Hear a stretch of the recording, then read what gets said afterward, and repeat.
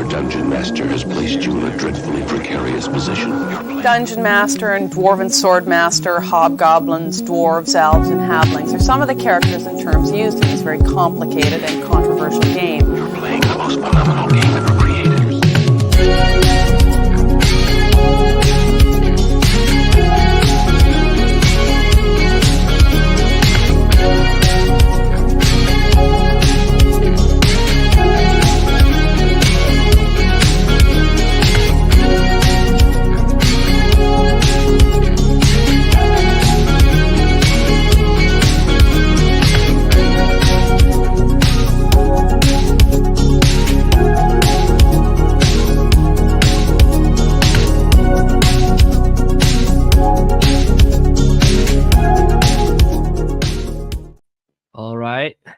Welcome everyone. We're back. Been sick for a while, unfortunately. My kid just keeps bringing various plagues home from preschool, so it's just been continual sickness nonstop. So I hope Vic and Rob here from Pulp Plummet Press. Hope you guys are doing well and healthier than me. So how are you guys doing? I'm good. I'm healthy, sorta. As healthy as a Dutchman who probably drinks too much can be, right? I've been working out, like trying to get back into it. Nice. It's been a couple of years. Yeah, I need to do that too. I was doing really well with I have like a home gym and everything. Yeah. I was deadlifting like 315 and stuff like that, and feeling good. And then, like my daughter had to go and like lick doorknobs and come home and kiss me from preschool, and share those lovely germs with me. I mean, I got so sick where I got, some people know this on the server and everything. I got shingles at one point. Like that's how sick I got. Yeah. Because I was like sick nonstop from pretty much Thanksgiving on and off. I've been sick nonstop up until like this point. It's been terrible. So I just want spring and sunlight to get here. You probably have like all these crazy antibodies now, like for like the Black Plague and like all these like ancient diseases. They're gonna like study your blood and like What is the secret to this immune system? It's called having a child. Yeah. He survived through 7 different bubonic plagues. How this guy? This has been a bad couple of years. Yeah, the most. Oh, so again. I was gonna say 18 con score. There you go. Yeah. Yeah. I mean, the most sick I've been the last few years have been from my nephew and niece. So yeah, like kids, they're like plague carriers. They're dirty, man. Yeah. But yeah, we got Rob here from Pulp Plummet. We've had him on. Well, this is your third time on. We had you on before your Kickstarter, while you were still working on Gods of the Forbidden North, and I think at that point when we had you on, it was just going to be one book, and how things have changed, how our projects expand, and we give ourselves more work. But I think it's worth it in the end. And then we had you on again. I think it was after, if I remember, or was it during your last Kickstarter for Volume 1, where that one is like a lot of the wilderness stuff, and there's lots of like dungeons and stuff. I feel bad. I finally just purchased my hard copy that I backed, so that should be coming in soon. I'm gonna books to read, right? Yeah, I'm reading nonstop everything, so it's okay. I'm gonna actually use it. I want to actually incorporate it into my Castles and Crusades campaign. So cool. I think it's BX, it's OSC. It'll be easy to incorporate. Oh, look at this guy. Oh, there it is. I only got the softcover because I didn't have much money at the time, so I was like, Plus, a lot of books were getting lost in the mail. What's sorry? I would say it's probably better the table. Like yeah.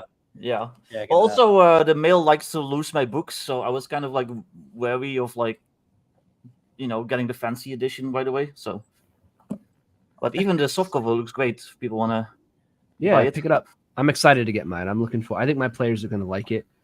And then, because it is OSC compatible, and I'm running Castles Crusades for my in-person game.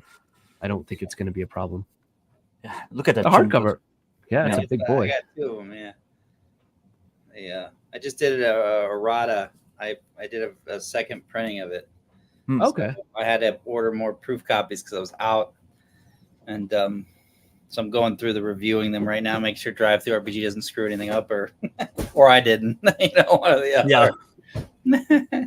Shane Winter says, I'm beginning to think your daughter hates the Traveler game. Yeah, I was running a Traveler game on Saturday nights, and I've just been so sick I haven't been able to run it. And, I want to get back at it, but we'll see. By the time she becomes an adult, you'll either be a god of pestilence or medicine, or both. Yeah, maybe she's some reincarnation of some weird Aztec goddess. Maybe they're mad I made a game about it. Yeah. But yeah, so I'm excited to have you on, Rob. Yeah, me too. I love volume 1, not just because I worked on it, but because I have the PDF. I've read through the PDF and everything, and it's really good stuff. But it's not just because I did art on it or anything, but it's a legit good, in my opinion, good product that I can recommend. That Thank you. has a lot of tools. Even I like modules that you have a story in your game, but I think there's a difference between what we would term adventure paths and what I would consider like a supplement or a module. And Right.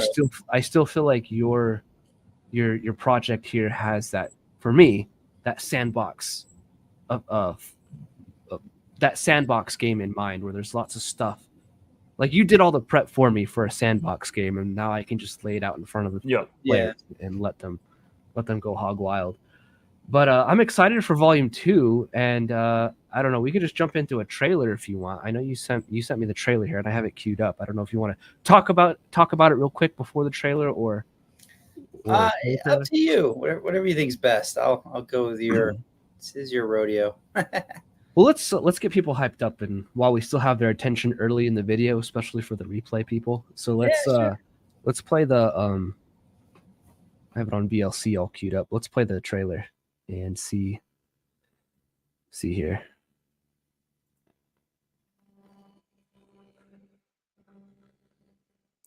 Is there a sound?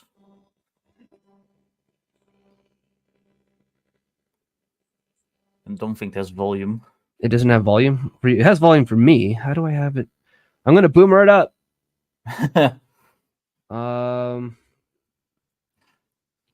I was doing the same thing on my stream yesterday, so don't feel bad. I love technology. Not as much as I love you. But it should be like a little thingy at the bottom that you can like click, a little slider when you share your screen. So what are you saying? Sorry. There should be like when you share your screen, there should be at the bottom like a little slider where it's like share like audio, system audio or something. I don't see that. You might have to actually share your screen. I'm not sure. I'll try that. Let me remove it. Sorry, everyone. Let's try this again.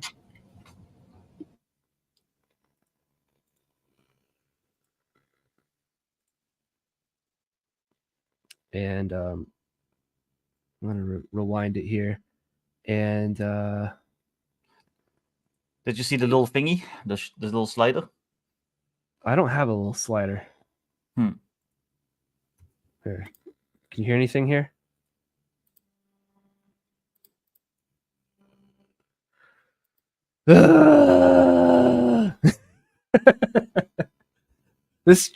Come back, and this stream is off to a great start. I'm so sorry, Rob. So it should say when you it should say like window and then like full screen. Like there's like the 3 options, right? When you when you do share screen. And if you go to full screen, it should say also share system audio at the bottom. Let me see. Share screen. Yeah, that's on. This is tab audio entire. Oh, okay, system audio. Okay, we got this now. We're. That's why I'm here. Tech support.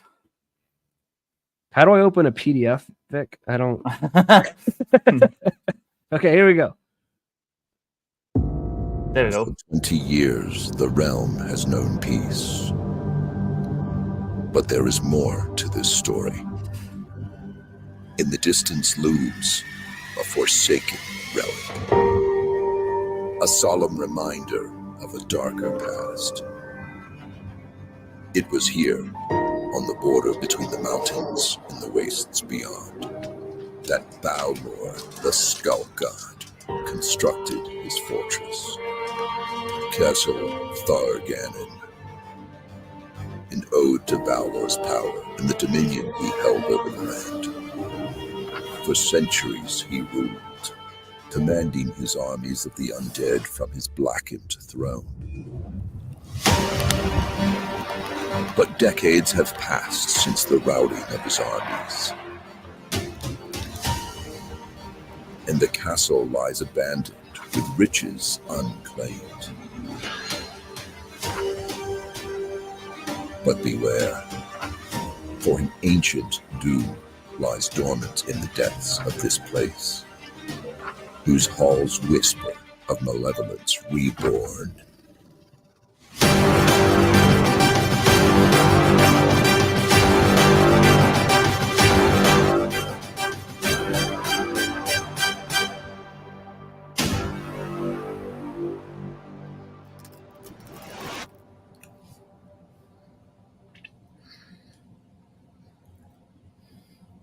Pretty Nice. sick, man. Yeah. Awesome, dude. That's a well done trailer. Yeah. So you put work into that. It was cool. Well, Big somebody River. did. Yeah. Telling on me. Big River Film Company in Delaware. I live in Delaware. So they I've been following them, and I'd been wanting to utilize like a hype video because I'm a big football fan. So I like it when like Ohio State, Penn State games get hyped up. I'm like, I got to do a hype video for this. Yeah. So I was like, let's do it. So No, it looks good. Yeah. I think I watched it. I'm like, this is really well done. I'm not going to ask you how much it was, but it seemed like it was probably it was professionally done. So Yeah. we got Alchemic Raker here, channel supporter. He says feels kind of like a mega dungeon, but it's above and below. So yeah, like Volume 1 is like a lot of that wilderness stuff, and I think there's like Vic wrote a Borrow adventure and everything too. So this is like, I mean, I guess I'll let you describe it. I guess what's the pitch for Volume 2 here? What can they expect here? What makes it? Why should they get this one if they have Volume 1? Because it isn't finished. First answer. So I again, I'll give you a short one, but basically the Volume 1 is the surface, all the Arctic frontier. There's I think an urban quest, 5 dungeons there, and a ton of encounters, like across all these, basically a giant hex crawl, with a couple of major kind of plot threads that the players can ignore or follow. And then there's kind of like sitting underneath it like a sandwich is like with about 29 connection points right now, as basically an underworld wilderness. Nice. So tunnel systems, think like Moria, that kind of thing, like the Underdark. So it's and that's got another 7 dungeons in it total. So there's a total of 12 dungeons and basically 2 wildernesses, and then all the urban quests and the settlements. There's a city down below and a couple of smaller places that you can find shelter in, hopefully. And then we're not getting eaten. And then the volume 3 is literally the castle, the mega dungeon itself that I'd originally promised. But it's going to be all high level, 10th level plus from that point forward. So that'll be up next year. So I've got a schedule for it now that I can hopefully have it done in the next year or so. I think it's pretty cool, to provide this sort of setting. Someone was asking here, late shove, is this a BX setting? Yes, because it's OSC. So OSC is pretty much BX. So and it's a setting, but it's like, it is a campaign setting, and you have mega dungeons, you have all kinds of stuff going on in here. We talked about in Volume 1 how you had like a weather system and all kinds of stuff. So there's this is going to be even bigger So how big was volume 1? That said it was 830 pages. Like how? Right? 480. Okay. It was 473 when I did the second printing. It increased to 480. So now it's 480. And then the right now volume 2 should be about 352 pages. Because when you're doing the printing company, like an offset print, they like it in like it's got to be divisible by 16. That makes it a lot cheaper.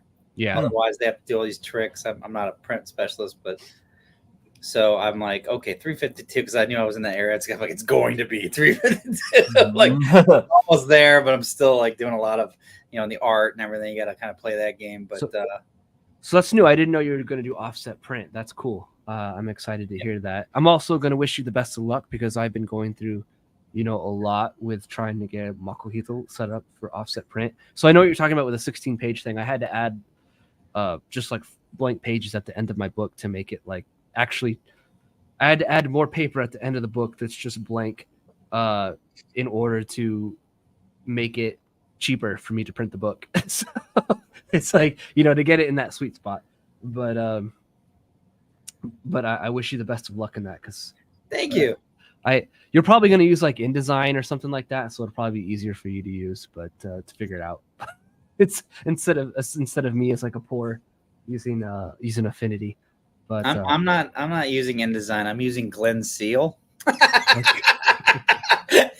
I don't do InDesign. I don't know any of that stuff. I'm like, I don't want to learn it.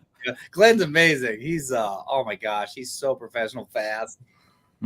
Highly recommend if you ever need help with art, cartography, layout, to go to him. He's now writing a chapter for the book.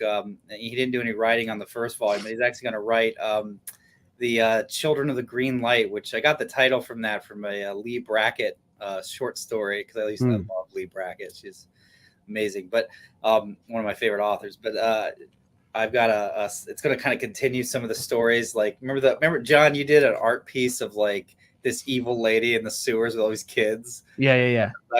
So that's actually really tied to Glenn's chapter that he's doing. Cool. Where you actually find that cult lair in the sewer in the city. So kind of expand. Yeah, I forgot I did that, and like, oh yeah, that wasn't in. I don't think that was in volume 1. I'm sure that I'm going to see some more pieces in volume 2 that like didn't make it into volume 1. But yeah, I had to make some cutting. All right, you're going in volume 2. You're going in volume 2. Yeah. No, that's cool though, because people I think maybe hear that and they're like, oh no, but like no, you're really getting. I still think I know some people were kind of frustrated with you with doing that, but like at the end of the day, like you see how big these books are. It's not like you're losing content, and you're getting lots of setting lore and then dungeons and wilderness stuff in volume 1, and then in this one, I love the concept of this like underground Moria, Underdark area. So, yeah. Paul Big B has a question here. If one wasn't going to use OSC, what other systems would you recommend that supports it well? Worried that Shadowdark won't scale high enough. So, okay, a little behind the DM screen here. I'd originally planned on writing this for Swords and Wizardry. That's like if I had to pick an OSR clone from like all the years, that was actually the one I would probably have gone with. At the time when I was looking to publish this, though, Swords and Wizardry kind of fell off the map, and so it became a business decision. And I'm familiar with BX, and BECMI. I used to have Encyclopedia, the actual one. Yeah. So I was like, okay, that's not, a huge leap over. And, I'd rather have something for a large population of people playing a game like OSC is obviously really popular. And so I decided to do OSC instead. And I was telling Matt Finch, actually, I was on the phone with him a month ago. And I was like, so sorry, man. I would have done Swords and Wizards. But I guess he was parting ways with Frog God or whatever, someone down there, but I didn't want to delve. But, now there's a new Sword and Wizardry. So. Yeah, no, there is. And it's a beautiful book. I love that. I love that game. So I would say that'd be my first, because that was truly the one that was in the back of my head when I was actually initially writing it. And honestly, you're just changing the saving throws, maybe attack bonuses are slightly different, and the XP values. That's pretty much it. Like maybe Yeah, the choices. Sorry, go ahead. Shadow Dark and OSC are pretty close because like Shadow Dark, Swords and Wizardry, because Swords and Wizardry is sort of more like it has like that 0E vibe, but it's not like the heavy D6 only vibe that like 3LBBs has on its own. It has that like Greyhawk flair to it, which is the kind of D&D that a lot of people are more familiar with. I'm sure you could use pretty much any old school system at the end of the day, though. You could use Wolf Cyclopedia, you could use second edition if you want. Like, I'm running it with Shadow Dark, and we'll see how it scales. But Shadow Dark, it keeps the XP values pretty low. So it's like, oh, you find like epic treasure, here's 3 XP. So, you know, it kind of does scale down a little bit. But yeah, we'll see. Well, nothing says that like you can't take Shadow Dark and then look at because the OSC SRD is free, first of all. So like you could just use the SRD and run this game, or you could look at the SRD if you're really bent on using Shadow Dark, and you could take the XP leveling from Shadow from OSC and just port it over the top of Shadow. It'll work. Yeah. You know, I don't think that would break Shadow Dark or vice versa. So, and you could even like scale the levels up in Shadow Dark pretty easily. It only goes to like level 10, but like there's nothing stopping you from like doing it to level 14. And all they get is like a couple extra talent rolls. So they might be a bit more powerful in the end, but you know, whatever. There's a it was funny. He asked that, Paul did. Paul, I was actually considering running my own game under Shadow Dark because I played it as a player, and I was of course a dwarf, obviously, and I actually, that was the most fun I'd had playing in a really, really long time. And I was like really impressed. I thought that when I first, you heard all the hype and everything, I'm like, okay, is it really as good as it, they say? But I played it, I had a blast. I was like, this is so fun. Character creation was quick. And so I was looking at, I was looking at running it myself, and there was a you can actually go search like under Shadow Dark, like high levels. I forget the keywords I used, but there's like a Reddit forum post somewhere where some guy was asking a similar question, and Kelsey, like this guy's like, here's my plan to extend this out, and Kelsey actually jumped in because she's pretty good about that. She jumped in and actually said that she agreed with just about everything he was doing and that she thought that could work. She kind of offers her advice. So you might like that might actually help if you want to go in that higher level thing, that little, I wish if I could find it, I'll find it for you. Send it to you. Shoot me an email. It's at robert@pulphummock.com. But I can find it if you can't. But I thought that was pretty helpful. I have a vague memory too. I might be completely wrong, but it's in my head that somebody wrote in like a higher level supplement for Shadow Dark as well. It's like, to go to beyond 10. Cool. I might be wrong, but I have like this vague like memory in my head that I saw. Probably recently. right. Probably right. Yeah, it's Vic. Yeah.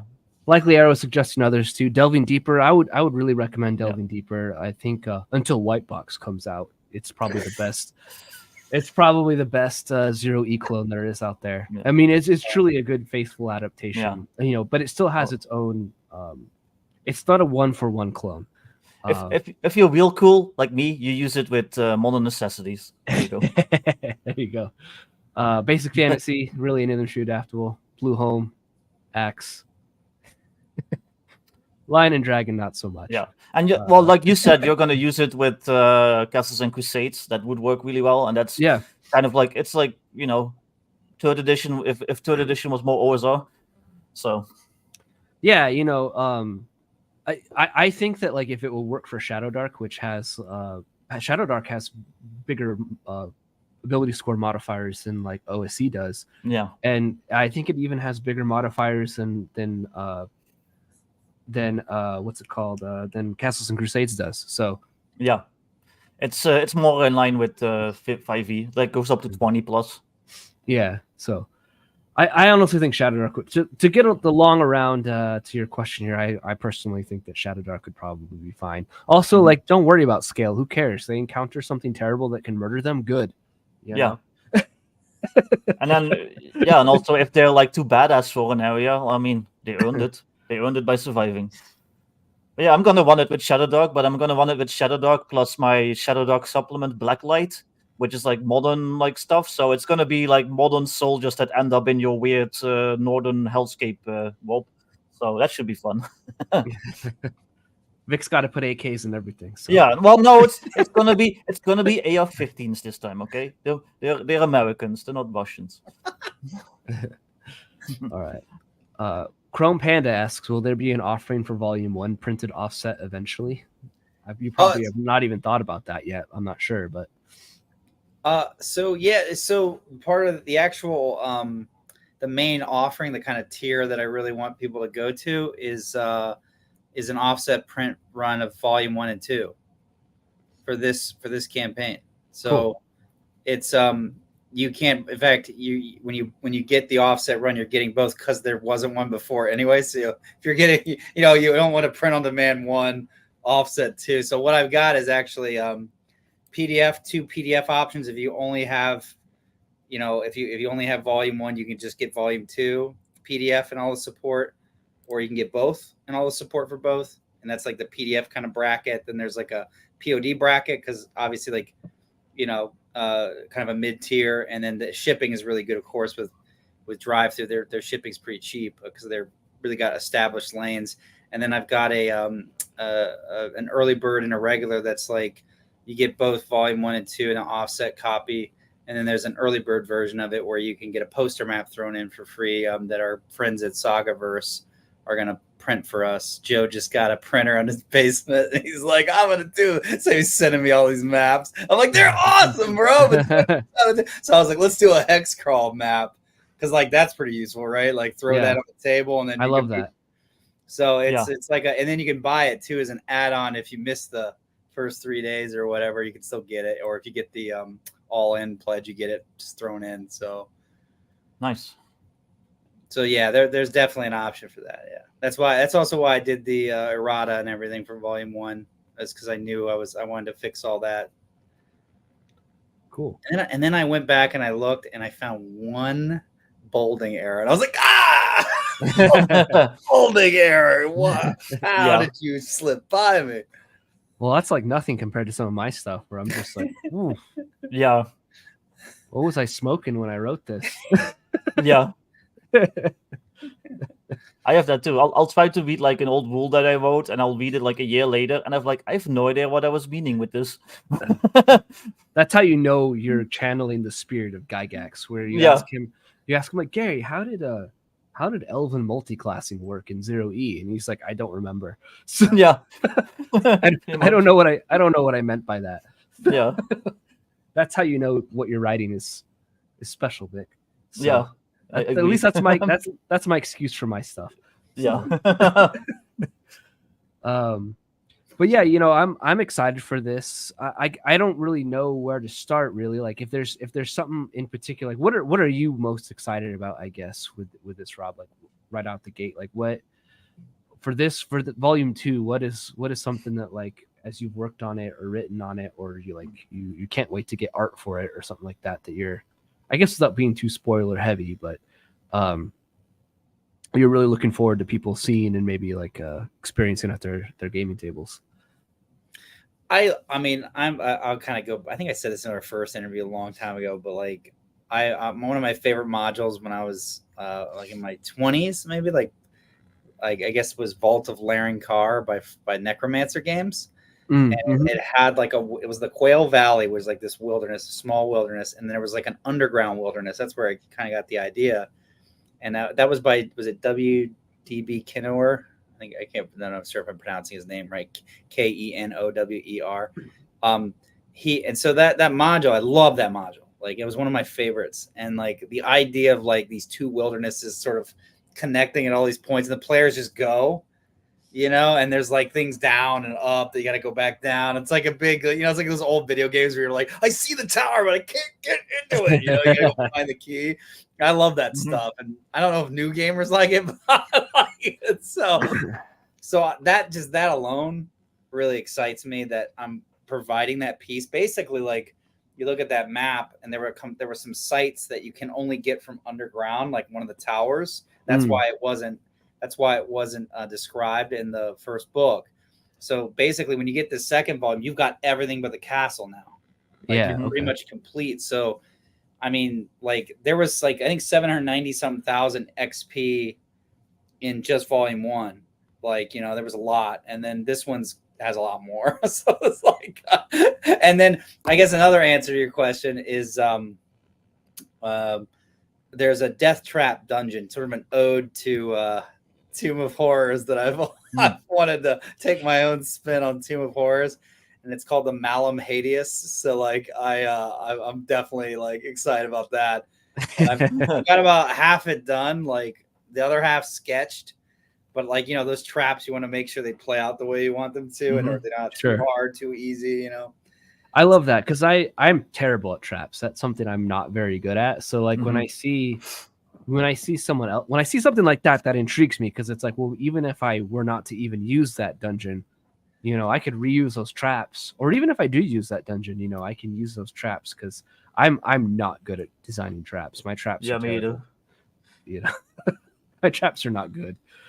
Do you ever read Grimtooth's you ever heard of that book, Grimtooth?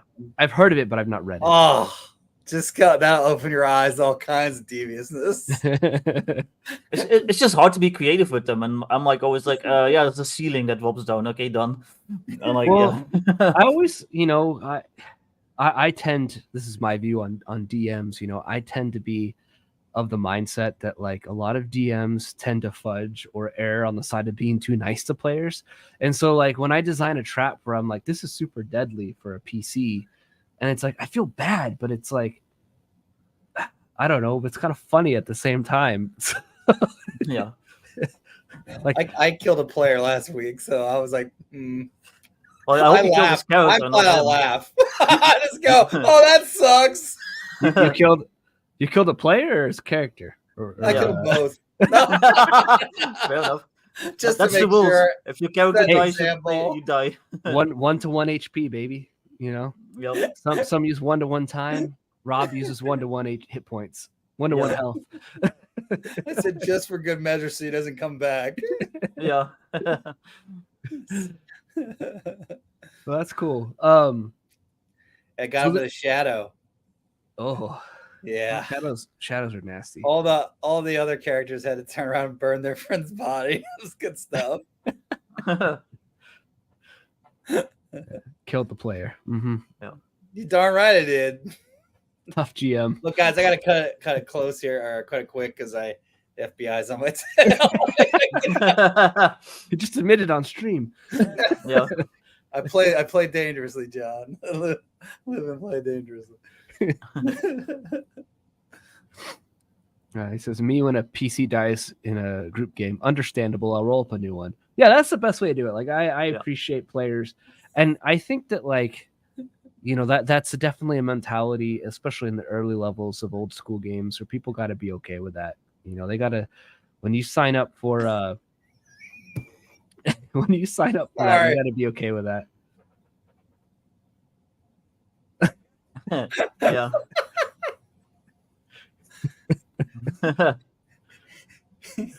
That's why my players are glad we only play online.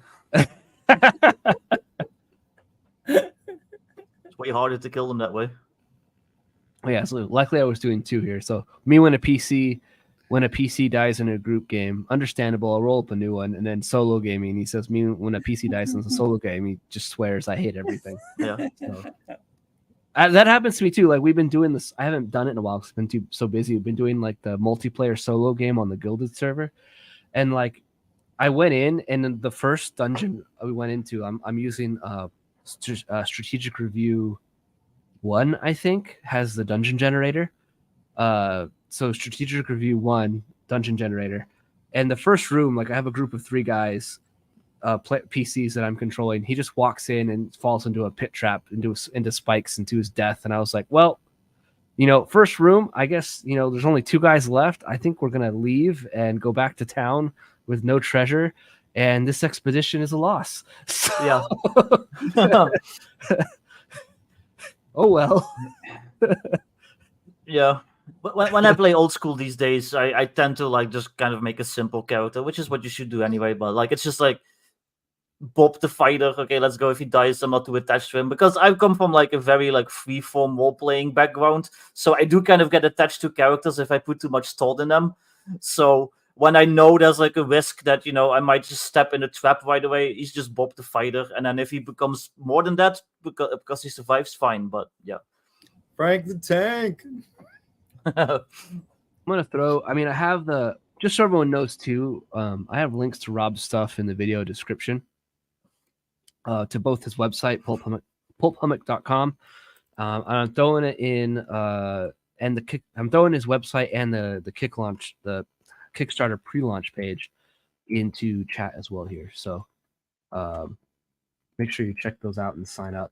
So you're launching tomorrow, right? Let's talk a little bit about that as well. So you're launching tomorrow. We were talking you're gonna do 9 a.m. Eastern time. Is that right? Yeah. Okay. Yep. So for those of you that want to support it, how many days are you going to be running it for? The 30-day one or 60, or what's your plan there? I think it's just so I ended it on a Thursday because that's the collective wisdom is like I think it's 31 days, so it's like the 28th of March, whatever that Thursday is. Okay. I think around 2 or 3 p.m. I think 3 p.m. is what I've got set for right now. White box. Yeah, there you go. Oh, wrong one. Yeah, you could. It would be compatible. Yeah. It'd be easy to convert over. So Gods of Forbidden North and Atomic Punk. Let's go. you probably could do that too. Yeah. Yeah. Just That'd be a make it little White harder. Frozen Wasteland. That'd be a little harder because new Atomic Punk is 2d10, and I'm working on a new version of that is like, streamlined and not full of my 2 a.m. typing at my computer stream of conscious writing. Someone commented on my videos today, like, what did you mean by this rule? And I had to explain it to them, and they're like, oh, okay, it makes sense. Like, I really appreciate you being contactable and that I can ask you these questions. It was like a minor thing about like XP and pop caps, but it was like I just felt like, man, I'm glad that my ability to do this has gotten better with each release, because Yeah. I don't know. How about Gods of the Forbidden North and Thirsty Sword Lesbians? Yeah, what do you think about that, Rob? What you like, I guess. No, yeah. Yeah, why not? Rob's like, I hate. I've heard. What'd you say? Sorry. I hate you. Like, don't ruin my. I've only heard of that game. I don't even know much about it, so I just like it was like probably not marketed towards me. I'm just gonna move on. That's probably the wise decision. Yeah. Yeah, I was gonna say like we could just do some suitcase nukes, dude. Vic, look at this. Yeah. What's that, Tarngrak? You think you're tough? Yeah, Look I mean, what that'll got. probably take care of the big bad. I mean, and I do have rules for that, so. Are you really gonna I mean- do modern with it? Yeah, I'm doing modern with Gods of Forbidden North myself. That's so Modern. I'm starting with Modern Shadow Dark because I've got a busy time ahead myself, and I just want something easy to play. But then once I finish the new Modern Necessities, we might switch to that because it's overseas, so that fits.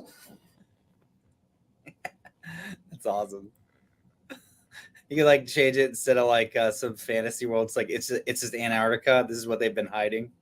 Well, it's just like modern people ending up in that fantasy world. It's like some isekai stuff. We're gonna go see what's down there. Yeah. Well, I didn't know that, but apparently Thirsty Sword Lesbians has no combat rules, so I guess it won't work. It's all these Mary Sues. They never lose. You don't need them. Well, you just got to seduce everything. I'm sure. I'm sure that's what it is. You just seduce everything that you encounter. I don't really either. I've never. Vic did a character video, and I it's funny because Vic actually lost subs when he did that because nobody knew he was kidding. Yeah. Vic did a character. Vic, he does this Vic mix a character thing, and he did a video where he's like, "Let's do Thirsty Sword Lesbians," and he did it. He did the whole video. He played it straight, and like people were mad at him. They're like, "I can't believe you would do this." Like, he's so cute. Like, get a sense of humor. Yeah, like people that knew that I was joking, they thought it was hilarious because I just played it like I did every other video. But yeah, The only reason I know about that game is because like I right now all my friends are back in Florida and I'm in Delaware, so I play on Roll20, and it was like always on the thing on Roll20, and I was like, what is that? What is that? And I would like go, no, don't click. It's clickbait. So, okay, here you go, Shane. I just changed it to a bunker. Perfect. So for volume 2, what are some things that like? So you said 12 dungeons in this volume. There's 12 dungeons total. 7 in this one. Okay. And another big wilderness. And then there's I guess there's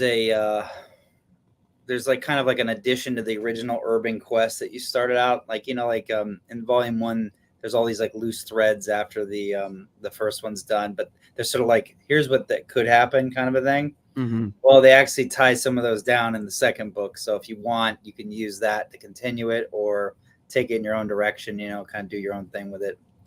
But that's basically that's basically it. So you'll have 12 dungeons, 2 big wildernesses, all new monsters. I mean, the only time I use classic monsters from OSC is in the is like wandering monster tables, so that you still can use them, you know, like use your books, but like I didn't want to make them in the keyed encounters. There might have been 1 or 2 times where like I used something in there, but I think just about all of them, like 98-99%. So I probably lied. But it was like really close, you know, it was like pretty almost 100%. So.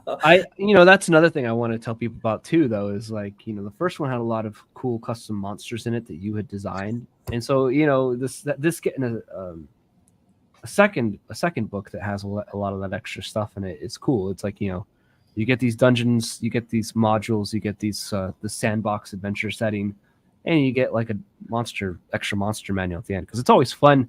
It's always fun throwing monsters at players that they don't know.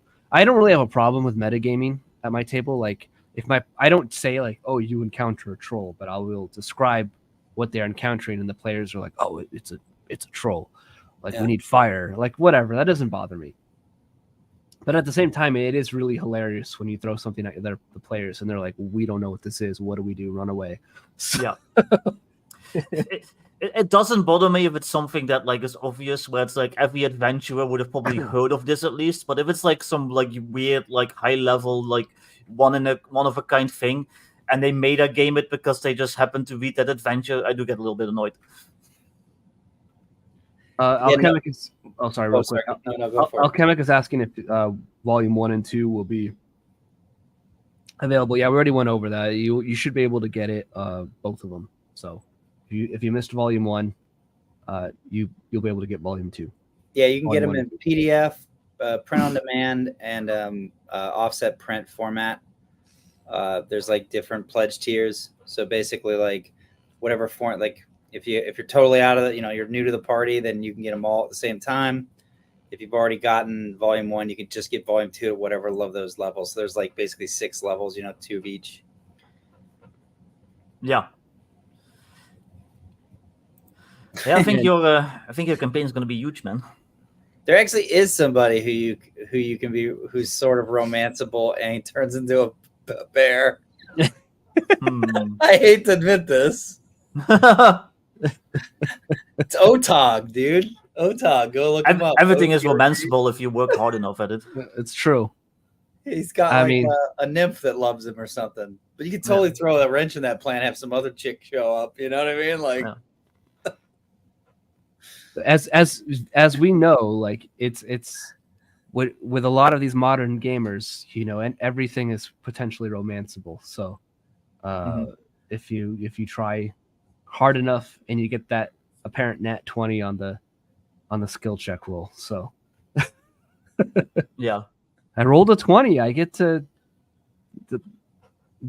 I get to kiss the lich, you know, it's what it is. To go back to what you were saying about the monsters, like new monsters, like I think there's something to be said, like knowing monsters and being able to like plan for them, and that's a fun element of the game. Like so, like if they encounter like a troll, right, and they've done it a million times, they know how to take it down. So one of the things I try to do in my game, like design, is like if I introduce a new monster, like can I introduce it again a few more times so that we fought these things before. Yeah. Oh, I know this thing, so like you can use it now and have that. But at the same time, like I really hate it when all my players are basically just, and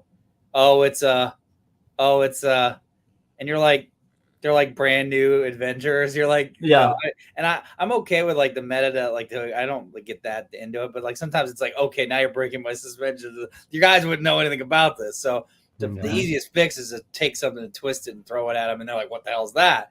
So like when I killed that player, I mean that character last week, I threw an umbral vampire at them, and it was like they thought it was a shadow at first, and then it wasn't. So, and then the players got scared. Yeah. Even the experienced ones. And like I like that as a referee. Like I like it when my players get scared. Like, and they're like, what is that? Yeah. Yeah. I love making custom monsters that they don't know how to deal with. Well, I've talked about it before, though. Like, I given the example of gelatinous cube. I had a gelatinous cube in the dungeon, and I described it as like a skeleton that was standing there, and there was all this equipment just sort of, it looked like it was floating, because, they're transparent, so they can't see the cube.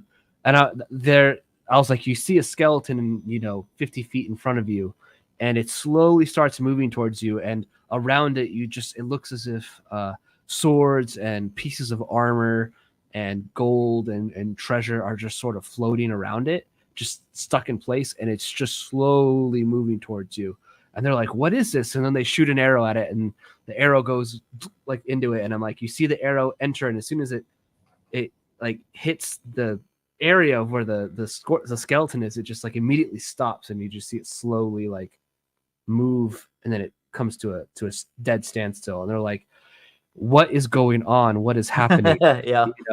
But all of them knew what a gelatinous cube was. They were all experienced enough players to do that, but it just was like, I just didn't go, oh, and you encounter a gelatinous cube. It was like it was all in how you describe it. So yeah, definitely. I too love that kind of stuff.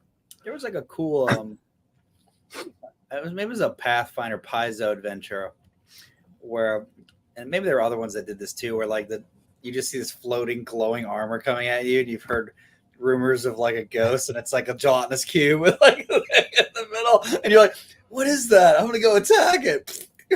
right into the cube. I always thought that was great. So did any of my random encounters make it in the second volume that I wrote for you? Oh, Vic.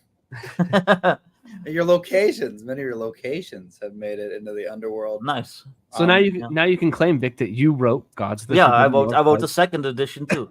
The second volume. Yeah. I keep trying to do it, but he always beats me to it. Yeah.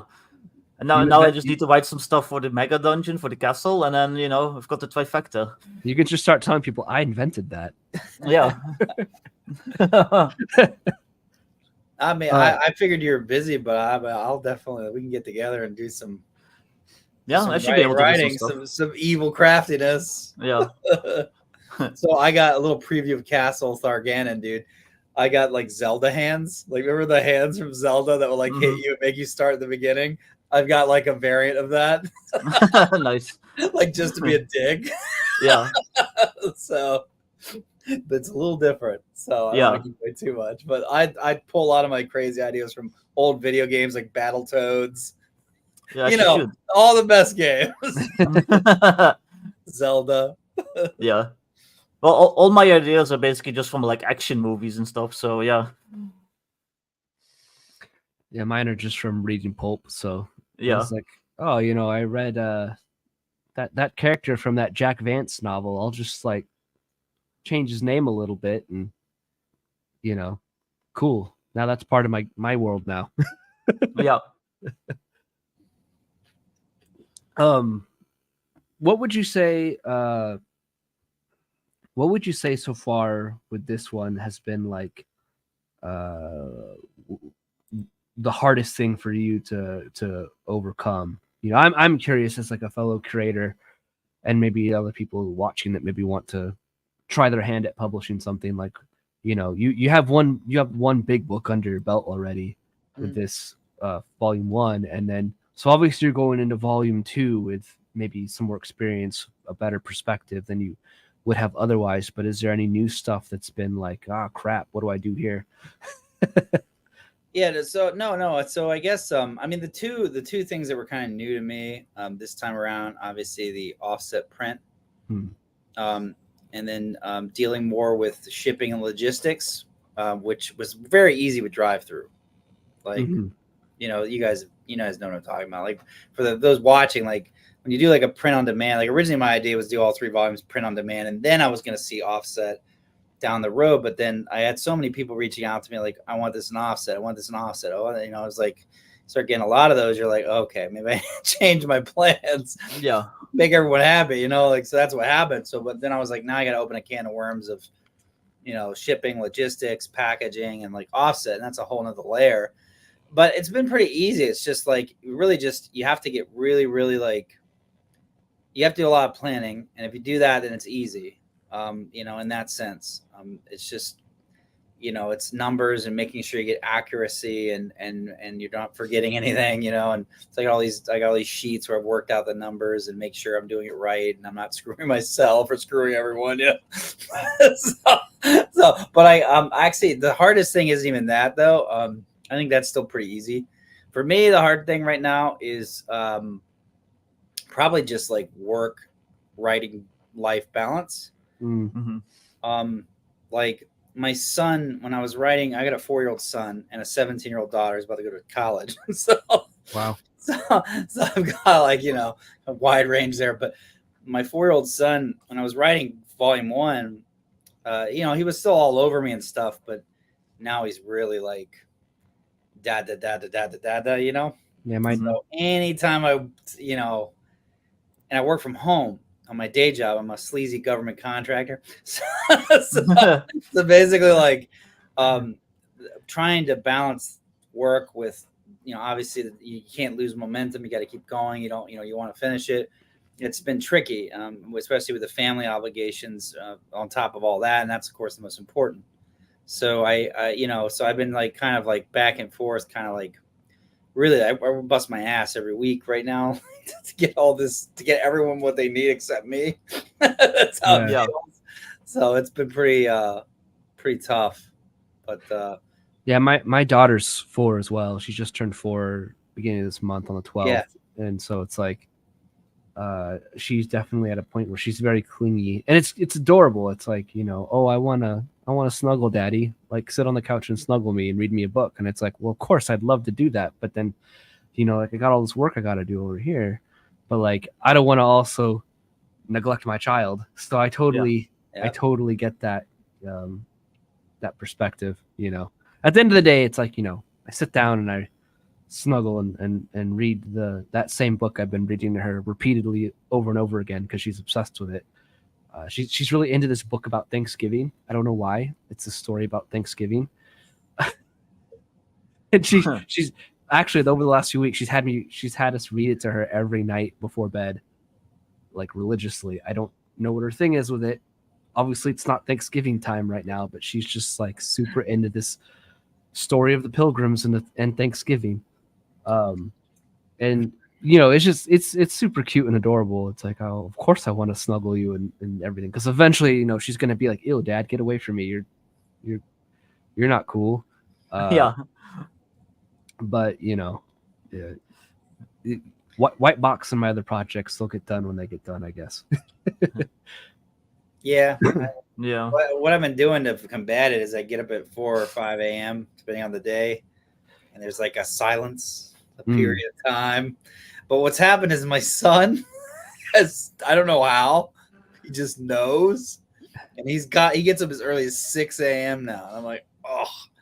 So like, I'll hear his little pitter patter of his feet running like to wherever I'm at, and then he sits like at the door, like waiting for me to acknowledge. And he's like waiting for his lord to say something. I turn around and go, "My son, come!" And he goes, "Oh." But like, yeah. So now I don't have the mornings even. So it's just been like lunch hour. Yeah. 2-3 hours at night, burning the candle, or in the morning, whenever you get to it. And Yeah. But I got a lot of good help this time. That's the good thing is, and I'm not trying to take all the glory. So I got Glenn Seal helping me, James Spawn, who did White Star and awesome. The Hero's Journey. Nice. And then Casey Christopherson from Frog God Games is doing a chapter. He's doing Yaga Shan's, which you did the art for. Nice. John. Yeah. Yaga awesome. Shan's tower. So I'm like, he's like, can I go crazy? I'm like, go crazy, baby. You did Nice. City of Brass. Of course you can go crazy. So Hey, you've got all these luminaries, and then you've got me writing shit, which kind of feels weird. Like I'm just you made the some whole weird thing. Dutchman. So I I mean that's really, true. They bow to you. Yeah, that is true. Project coordinator. I mean, they will eventually if I have my way, but yeah. Well, to your point about shipping too and being concerned about that, like I totally get that too. And this might be boring to people watching, but whatever. This is some inside baseball stuff. That, it's interesting to talk about that kind of stuff. But I felt lucky, although I'm still really concerned and worried that the fulfillment company that I'm using, they gave me like a spreadsheet. They had already broken down like shipping costs pretty much everywhere in the world. And that's why from Makuhita I was able to provide shipping to lots of different places around the world and could add places when people ask, because like all I had to do is reference the spreadsheet and be like, oh, okay, it's going to cost this much to ship to there. Like, great. Like I appreciated that from them. So, of course, what I'm worried about is that like it's been 2-3 months now, 3 months, 4 months maybe. We're just getting the book finished with the proofing phase, and so it's like obviously shipping rates have probably changed at this point. So I'm just sort of like, what's it going to be now? Like what's going to happen? I calculated for X, and is it going to be Y? That's kind of my fear. I think it'll be okay. I'm just being overly scared and worried, but I'm glad though. What a point was, I'm glad that like the person that the company I'm working with was good enough to sort of break everything down for me, which was super helpful. Yeah. So that was cool. Yeah, and they all offer the China option. They're like, do you want the China option? And you're like, what's that? And they're like, well, if you're willing to wait 3 to 8 years, oh yeah, you can save 50% on your printing costs with shipping from China because it's so much cheaper over there. Because we don't do that anymore. We gave that away. So it's like I think Eastern Europe and China, they do all that's really that they're the masters at that, the experts. Mm-hmm. And but I guess the Chinese are just a bit more reliable in the shipping generally if you can find a good reputable company. So a lot of the American companies that I was running into, like I wanted to go like be able to drive there and look at the books being printed, and those don't really exist without being really overpriced. Yeah, that's my problem. But I found one. Oh. It's the only one from what I know. It's R.R. Donnelly, and they've been around for like 159 years. Yep, I'm familiar with them. So like they gave me quotes that were actually reasonable, and they had their China option if I want. But I was like, no, baby, this is all American. So, America. So only if shipping comes back and bites me in the ass will I suddenly be a fan of the Chinese. Oh, gotta make that money back, We used to have a printing press in town, and I almost apprenticed to it when I was like 18, 19, and I decided against it. And they went away since, so probably a good thing I didn't. But yeah, we used to have like all sorts of like printing stuff over here, and then it just went away like in the last like 10, 15 years. Yeah, when I used to work when I was young, like out of high school, I worked at a printing company, a local printing company in California in Ventura County where I grew up. And R.R. Donnelly was one of because it was more of like a middleman, like broker company. We did some printing in house, and whatnot, and some things in-house, but a lot of it was like this guy had a good deal with like the guy that I work for had good deals with like lots of different printers and production promo item, like get stuff printed on mugs and stuff like that. Because this is like 2006, 2007, when I was working there. And yeah, R.R. Donnelly was one of our suppliers that we worked with. So I remember emailing people from R.R. Donnelly back then and talking to them. We only like printed like forms for companies, like pest control companies would come to us and want like forms for their company printed up, and we'd go send it to R.R. Donnelly, and R.R. Donnelly would print it up for us. So they do lots of different stuff. But that's cool. I hadn't thought about them until you just mentioned it right now. I should have checked them out and just seen if they could have helped me out in any way. But there's one in we'll see where I'm over. I'm in Delaware, so I'm like right next to all these little states. So I was like, is there? At first, I looked at all the Delaware options because I really wanted somewhere I could drive to, and they were pretty overpriced.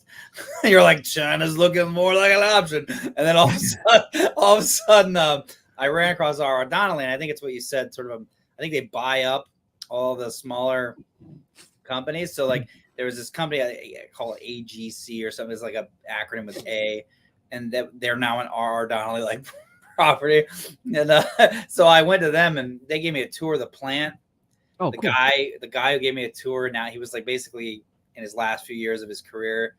His name's Bill, and like he actually worked every station in the plant over 40 years. So like, wow, he wasn't like a typical salesman that all the ones I kept running into, and he like walks me through like, and he was like, he stopped being a salesman. He's like, I'm going to show you this because it's cool. And he's like walking you through. Like, here's where look at this. Look at those vaults of paper. And I was like, this is badass. I've never seen that, Yeah. And like all these textbooks are flying off. I was like, oh, that's so awesome. So I can drive it. It's like 2 hours west of me. I can get right over. I'm in Delaware, so I cross over kind of to DC. And it's like kind of south of DC a little bit, kind of like on the outskirts, but I'm excited because I can actually go there, and if somehow something comes back to get me, I can just change it to China. They got companies in like 33 like warehouses in like 33 different countries, so like they're international too. So nice. So I was impressed. The prices, I was like, compared to what I was getting, I mean, it was a significant difference. So well, it's really a shame that like a lot of printing has kind of left the States, because like I would have loved to had. I mean, my Mockweedle is getting printed in Lithuania, so I'm not doing China, but like it would have been nice. I would have loved to have done it like within the United States. That would have been really cool, but some printers just didn't even give me the time of day. Like one got back to me that was recommended to me by someone. They're like, you should check these people out. So I contact them. They get back to me and they're like, oh, you're just too small, and the amount that you need to print isn't, it's too low. Like you need to do like a minimum of, it was like 5,000 or something like that. And I was like, I can't do that. So yeah. Then others, there was a place here in Boise that I was like, that would be perfect. Like they advertised offset printing on their website. And, I was like, that'd be perfect. Cause then like, I could just drive over there. At that time, I was going to do all the shipping myself. So I was like, they can print the books and I can just head over there in my pickup truck and just put the books in the back of my pickup truck and take them to my house, like no shipping costs except for the gas to get to 20 minutes to Boise from my house. But, they never got back to me, unfortunately. Like they didn't even, I emailed them like twice and they never responded ever. I was like, well, fine. I don't want to give you money then. Yeah. I wanted to give you money, but you don't want to take my money. So fine. I'm just sticking with Print on Demand for now. Maybe in the future I'll do something, but after all the horror stories I heard from John, plus I've already got enough anxiety as it is, and I'm pretty much doing everything myself. I don't need like the extra stress and all the extra stuff. I'm like very chaotic, just naturally. I'm terrible at like crunching numbers. I don't want to look at spreadsheets. I just want to write my stuff and just send it to Drive to RPG, and then they handle everything. So yeah. It is easy. You're just like, here's your little file, drop it in. You're like, oh, that's the total. Here you go. Well, plus, you know, I'm in the Netherlands, so I would probably have to get it printed in Lithuania. But then, since most of my customers are probably in the US, I would have to find like some sort of fulfillment company in the US, and I don't know, just a lot of work. Sounds like a hassle. I think print on demand is brilliant for like, you know, until you get to the point where like I'm ready to branch out. Like it's I was gonna stick with it, but then when I got it, I just kept getting so many people. I was like, okay, I gotta follow where they want you to. You know, you gotta keep them happy. Mm-hmm. But maybe if they ever like give me like 50,000 or like 100,000 on a Kickstarter, I'll consider it. But for now, Drive to RPG it is, folks. And Lulu. Well, and to be fair, like my horror has partly been for my own the fact that I myself am a moron and I don't know what I'm doing. Yeah, but I'm also a moron, so see, then you learn from this moron. You're like, oh, I'm a moron and he's a moron and he's struggling with it. So like I'm gonna be the smarter moron and not do what he's doing. Yeah, well, like I said, Vex Steel, I'm a moron. I'm lazy, I hate writing, I hate tables, and yet I chose this career.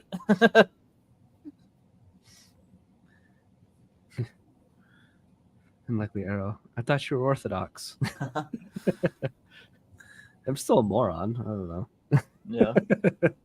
Yeah. But yeah, you know, I have a feeling like you because you have someone else doing you're hiring, like you hired someone else to do the interior layout for you in book 1, if I remember correctly, right?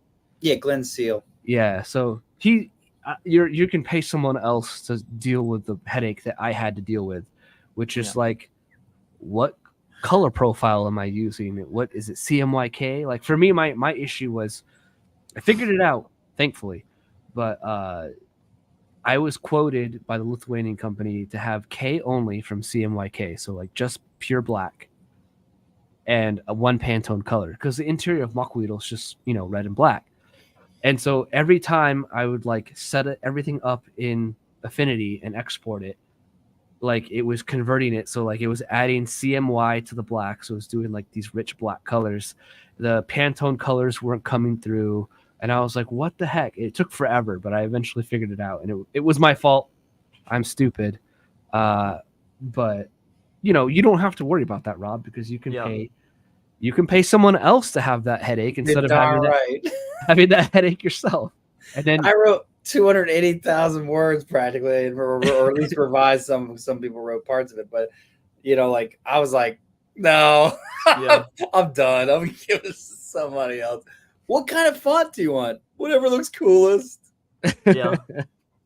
I think you have to kind of like weigh it. Like, do I want to like spend a lot of money and just like make everyone else do it, or do I just, you know, do I do it all myself? And I don't have that much money, so I'm pretty much stuck doing it all myself. And I don't know, I suck at things, so. Well, I mean, Kevin Crawford, that's his advice. You know, the Cities Without Number guy. Yeah. Basically, like, if the less you have to, you know, hand out, the more you do yourself, that the more profit you're going to get. Yeah. And really, that's the secret to the RBG thing. And I'm not listening to him. Well, I do it because I have the ability to. Like, I truly feel blessed that I'm able to do my own art and that I've learned how to do layout. And I you know, this Mockweedle situation with trying to get the interior file set up has been like a nightmare and a headache. But at the same time, I'm glad I know, like I learned something, like I know something now in the whole process of it all that I didn't know before. So should I ever do offset again, it will probably go smoother for me, I hope.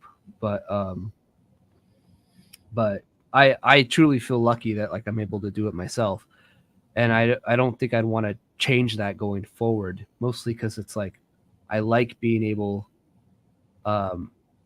you know, Vic and I have talked about this before. Like sometimes you share what you're working on, like when it's in this incomplete state and nobody really, and I'm sure you've had this happen too, Rob, where like you share something that's in this incomplete state and people don't get the vision that you have going forward and it's not there yet.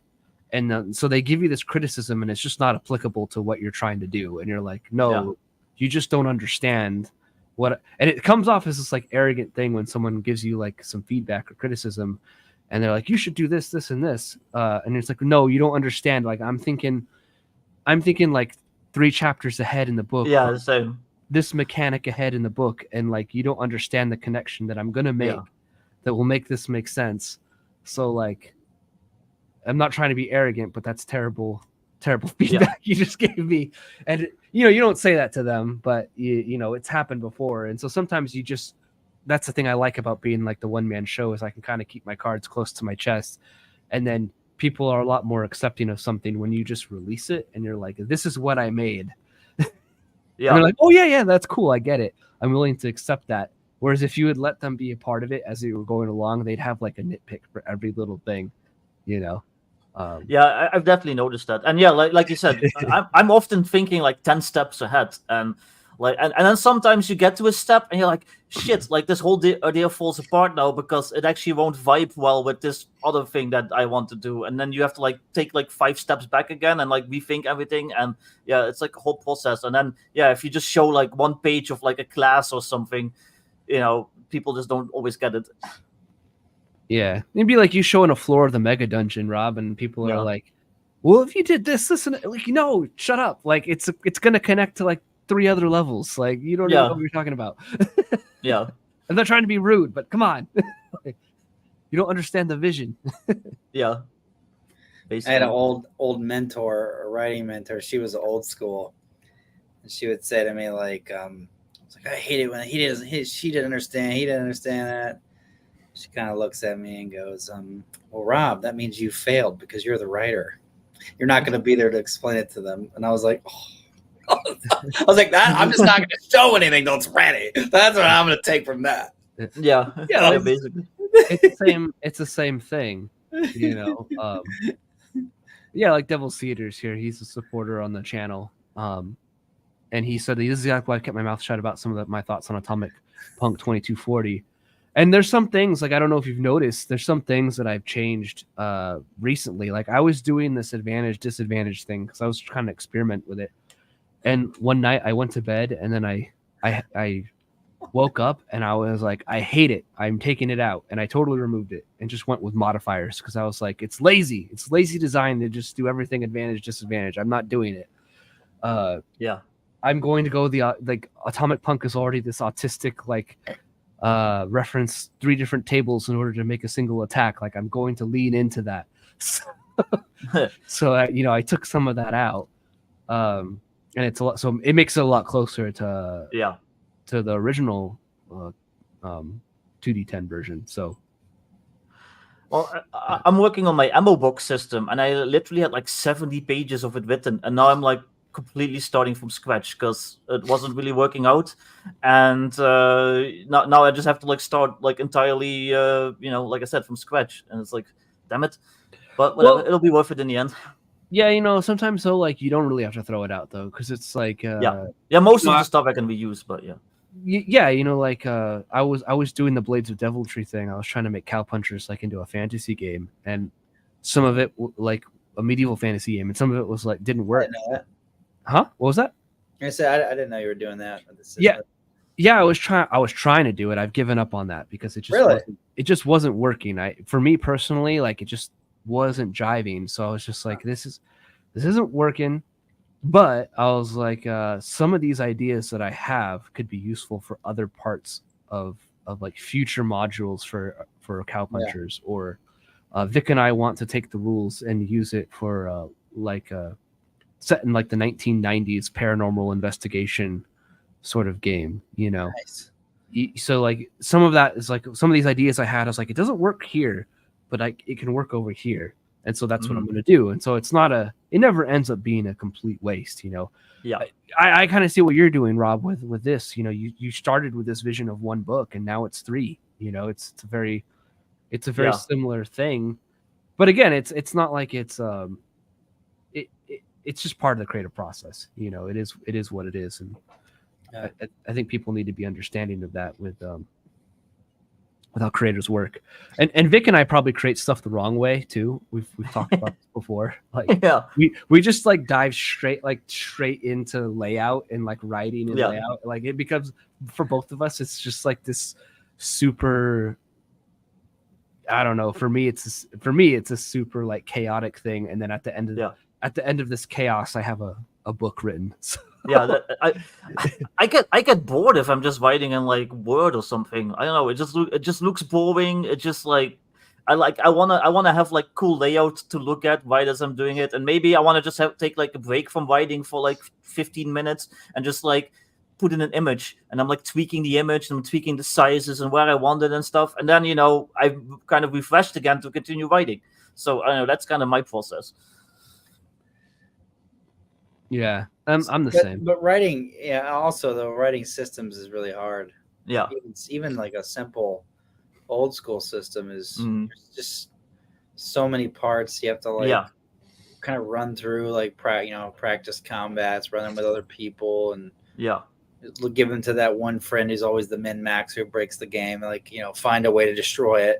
Like and see what he comes back with. And I think that's probably a lot harder than the adventures. I mean, I think adventure writing can be hard too, but I think the system thing, like I don't have to worry about the rules. I'm just playing with this. The sandbox has been made for me, which is why I like it. I can focus more on like what's out there, but I think that's tough. So I think,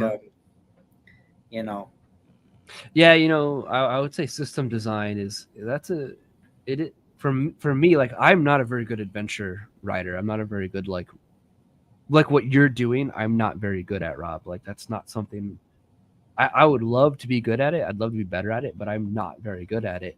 But I do love tinkering with mechanics, and I do love trying to understand game systems. Like, people see me on Twitter all the time diving into 0E and extracting these weird little rules that come up from those original 3LBBs that people kind of forget or whatnot, or that I just find interesting, like that, like this is an interesting concept to ponder, from a game design standpoint.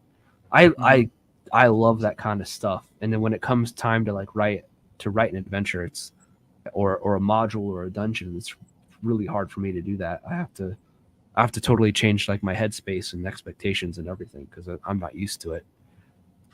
Yeah, I enjoy system crafting, and I enjoy like writing a dungeon and stuff because I like describing like a room and stuff like that. But then what I have trouble with is like the actual like story stuff. Like how do you connect like plot points and shit together? Like I'm terrible at that. I like just having like a sandbox and like here's like a bunker you can explore, and then I've got the whole bunker described and you can find some shit. And yeah. Well, I was going to ask, maybe it's off topic, but John, like with the fantasy thing with your that you said you kind of gave up on, what were the hangups? Like what was the problem you run into?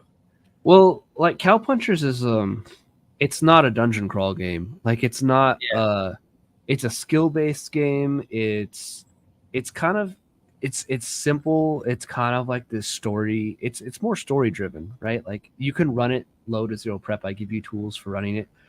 But it's honestly a game, and I think this is why it'll work better for modern. It's honestly a game where I feel like firearms and stuff like that would work better in it than like melee combat, which, a lot of fantasy is going to have a lot of melee combat in it. And Cowpunchers, you're not going to have. Cowpunchers, the expectation isn't to go in and like hit people with a sword or anything like that. It's like I want to get into like a quick draw duel or something like that. Yeah. And the rules work really well for that, but they don't seem to work as well for the melee stuff. And I was struggling with that because, again, melee is such a big part of those kinds of games, of a medieval game. And so that's one of those things where, like, from a design standpoint, I realized like I could keep working on this and make something and make it work. But me personally, I realized like I'm not going to be happy with it. Like I'm going to release it and it's not going to be something that I'm super proud of, so. And I don't like releasing stuff like that. Like some of the stuff I have released, I'm sort of like, I wish I could have even done that better, looking back on it, like Atomic Punk, even the revised 2D10 version. I look back on it and I'm like, I wish I could have done that better. I wish I could have, which is why I come back and revisit some of these things. But, it's just one of those things where like, I'm going to try it. I'm going to try and convert these rules of mine to be like a fantasy thing. and it doesn't work, and you have to be okay with that. At least for me, maybe someone out there can take the rules. I mean, the rules are in the Creative Commons, so someone else can take the Cowpunchers rules and do whatever they want with it. But someone could do that, but like for me, I just couldn't get my head around it. And you got to play up. I think you got to play to your strengths at some point, especially in this game. Yeah. Yeah, pretty much Rex.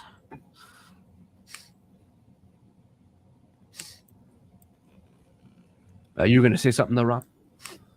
Oh, I was going to say that's exactly why I'm never doing a system, I don't think.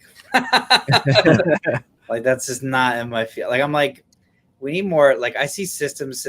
I'm like, for me, it's like, unless it's a niche system that hasn't really been done or fits a certain thing. Like, you kind of saw that with Dragon Slayer a little bit. Now it's doing really well, but in the beginning, it didn't do so well. The Kickstarter was underwhelming for what he should have pulled. And then that was Gillespie, right? Yeah. Yeah. But I mean, I got a copy of the book, and it's a really cool book. He did a good job on it, and now it's sold like hotcakes on drive-through and everything. So it looks like he's making back what he did. But like I guess like for me, like I viewed that as like evidence that like unless you're doing something really unique or something like you got Aztec, like nobody's done that. Like got modern OSC, like that's a new. That to me, that's cool. Like there's not enough of that. But like the fantasy games, like unless it's really like a certain world or something. So for me, it's like adventures only. Just let me just create adventures. I think that's all I'm gonna do for a while. While. I approve of that because I approve of the kind. I like the kind of supplements that you're working on and that you're making, because I talk about it a lot on X and on my channel, is that I'm a low to zero prep GM. And so some in that camp, in that mindset, don't like modules. They want to rely solely on like random tables and stuff. But for me personally, I don't mind. For me, it's still zero prep if you, Rob, did the prep for me and I just take the book and I'm like, Rob already did the prep. I can just, like Vic's talked about, like zero prepping modules. Like you just kind of, like, I haven't read it yet. Like, I'm just gonna kind of go through and like as they go through this adventure page by page, like, what happens. That's basically how I do them. Yeah, that's how Vic zero preps modules. Yeah, and then I messed stuff up because I haven't read far enough, and there's like like a page later, there's like some important information that I needed, but I just kind of like wing it, and my players never know that I missed something or I messed something up. I just. That kind of like makes it my own though. So yeah, so I'm a low to zero prep GM, and so when I see something like Gods of the Forbidden North, where like, okay, I can read the lore in the book to get a grasp on the setting, and that's enjoyable to read. Like I like reading that kind of stuff, and then it's just a bunch of dungeons and wilderness encounters and interesting locations that are already prepped for me. Cool, like that's useful. But yeah, if it's a game system, that is rough. That is hard. That's kind of why, like for White Box, which is it's 0E. It's my take on 0E plus chainmail. I'm gonna probably do the PDF as like pay what you want, because for me, for one, like it's nothing really original. It's just me sort of recompiling what those who are better than me have already done into something. And then, two, there's just like so many clones out there. It's like I can't expect to, and especially fantasy games that are clones. I can't expect to just like ask, give me X amount of dollars for this, please. I don't know. It's like that. It just doesn't feel right to me. For me personally, I'm writing. Everyone else does. Yeah. Yeah, but see, I make stupid decisions. Rob, we've already established in this stream how I've admitted I'm a moron. Yeah.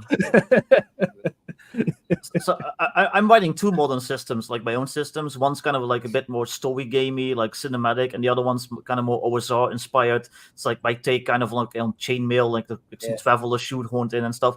Well, I'm doing that because I love writing those modern supplements, but because there's supplements for existing games, there's like a level of shoehorning you have to do. It's like at the end of the day, I'm just shoehorning guns and like all that stuff into like old school essentials or whatever. So it's not always like a perfect fit. So I kind of want to have like my own systems where that I can just do like whatever I want with, and I can like tweak stuff as needed and just like make everything kind of perfectly fit together. Like from the outset, it's like a modern game and it has everything that I want a modern game to have. So that's why I'm doing it. Plus, I think writing your own systems is kind of like a good learning experience. It gives you like it gives you like really good training on how to just fit mechanics together and just how to write in general. So there's a the Zelda hand is a dick. Back at 1106. How are you handling more? Paul Bigby asked, how are you handling more history lore in Volume 2? Love the strong theme to start Volume 1. I guess the comments are so funny. so I guess the quick question is I'm not adding like I'm going to add some lore, obviously building on it, but I kind of view like all that history and stuff from the first one is sort of like kind of like the base, the foundation, and from this point, like obviously the players don't know any of that, right? And they're not even going to know most of it by the end of the first book. So where are they going to find it out? Because otherwise you're just writing in a vacuum. So I was going to put hints of this as we get into the underworld, because one of the like kind of things that's going on is kind of taking like obviously inspiration in the past, like Morlocks. Remember Morlocks, right? So like I thought that's a cool idea. These underground people, mole people, like in New York and stuff. And didn't I put that in? I think that was me, right? The Morlocks. Yeah, you actually put the Morlocks in. Yeah. So what I'm doing is I'm revising it, and I'm going to make it where the Enelgon, who are the Enaruk's predecessors, who were they were wiped out. Well, they were driven to the ground, and so they're like a sort of Morlock-like people under there, and they have settlements, and they have these old memories, these sort of the cultural memories of from the time of the Cataclysm of Chaos. So they remember. So they don't remember it all because now they're almost like golems. Is also kind of a play on there. These like you see Gollum transform in the movie Smeagol. So like kind of that. I'm kind of playing with that too. Like, but basically like you'll get some glimpses, not like written out in long histories, but cave paintings, items, relics, like old stories. Like Vic came up with this really great idea of like them coming across like I think Neanderthals or something while they're like drunk. So I'm gonna switch that to like the Enelgon. Like they're not always gonna be foes unless they you play your cards wrong. So like they might be able to hear stories and stuff from them. So that's like some of the stuff I'm doing to kind of get across a lot of that lore, like in little bits and pieces. And if you ever read a book, it's kind of an interesting book you might want to read, Vic and John. I really liked it, but see if I can put it somewhere. Sorry. It's this narrative design book on writing for video games. And I've been reading a lot of these books lately. And what they talk about, I think this is called this idea of like NARBs or something. Like there's like a word for it. I might be getting the word wrong. But basically like a lot of like remember like old games, like when we were younger, like there'd be like a cut scene and you'd see the characters talking, or they play it out like in real time. You lose control of the controller. Sometimes they let you move the guy around, but that's it. Like they're talking and you're watching the scene. So like apparently that's like frowned upon now a lot of times in modern games. And so what they do is they put down little like items, little like relics, little things in the game that by themselves have no significance, but you see this and you see that and you see this. What happens is it starts to like come together. So the guy uses in his book like sort of like to make a point of this, like what if I said plane? What if I said skyscraper? What if I said 9/11? Right? Like all of a sudden, like by themselves, whatever, but all those details come together. So so they do that, and like those games kind of like where you start out no story or like 2 lines, and then like that's it, and then like Elden Ring. Yeah, I was gonna say Elden Ring. Yeah, 100%. So like that's the way they write things now, and I thought that was. And I'd never read that till after I wrote Volume 1. I was like, oh shit, I did all this, but like so I was like, I'm gonna incorporate some of that to get across some of that lore. You know, and like so in the underworld, there's not going to be like these long like monologues or anything. But what I'll do is I'll have these little like narbs or whatever the hell they call them, little artifacts, little things that kind of get across some of the history, even if it doesn't really give it to you in the narrative style that you, the DM, get to enjoy by reading the book. Yeah. So that's more useful though. I think that's yeah. that is, as much as I love reading lore, like, and I'm not saying like volume 1 is bad because of it or anything, but as much as I love reading lore, like it is nice to have little artifacts like that, or I think things like that where players, they stumble upon a mural and it depicts this and this and this, and you see this inscription that says this, and it's like they can draw a lot of conclusions about what that mural is depicting as maybe a historical event or a religious mythological element or something like that. They can be like, oh, okay, we're in this dungeon and this is here, like this must be to this god, or there's it gets them talking at the table, and that's a lot more useful than trying to remember the lore that you read, and it makes for me, it makes that zero prep a game a little easier. Yeah. No, 100. You're gonna say something, Vic? I'm sorry. Well, that Morlock thing was kind of funny because when you hired me, you told me like, hey, just like write some stuff, like give me ideas basically, and I'll like I'll make them my own. So when I wrote those encounters, I was like, I kind of want like evil like troglodyte things, and I was like, I'll just call them Morlocks as like a placeholder.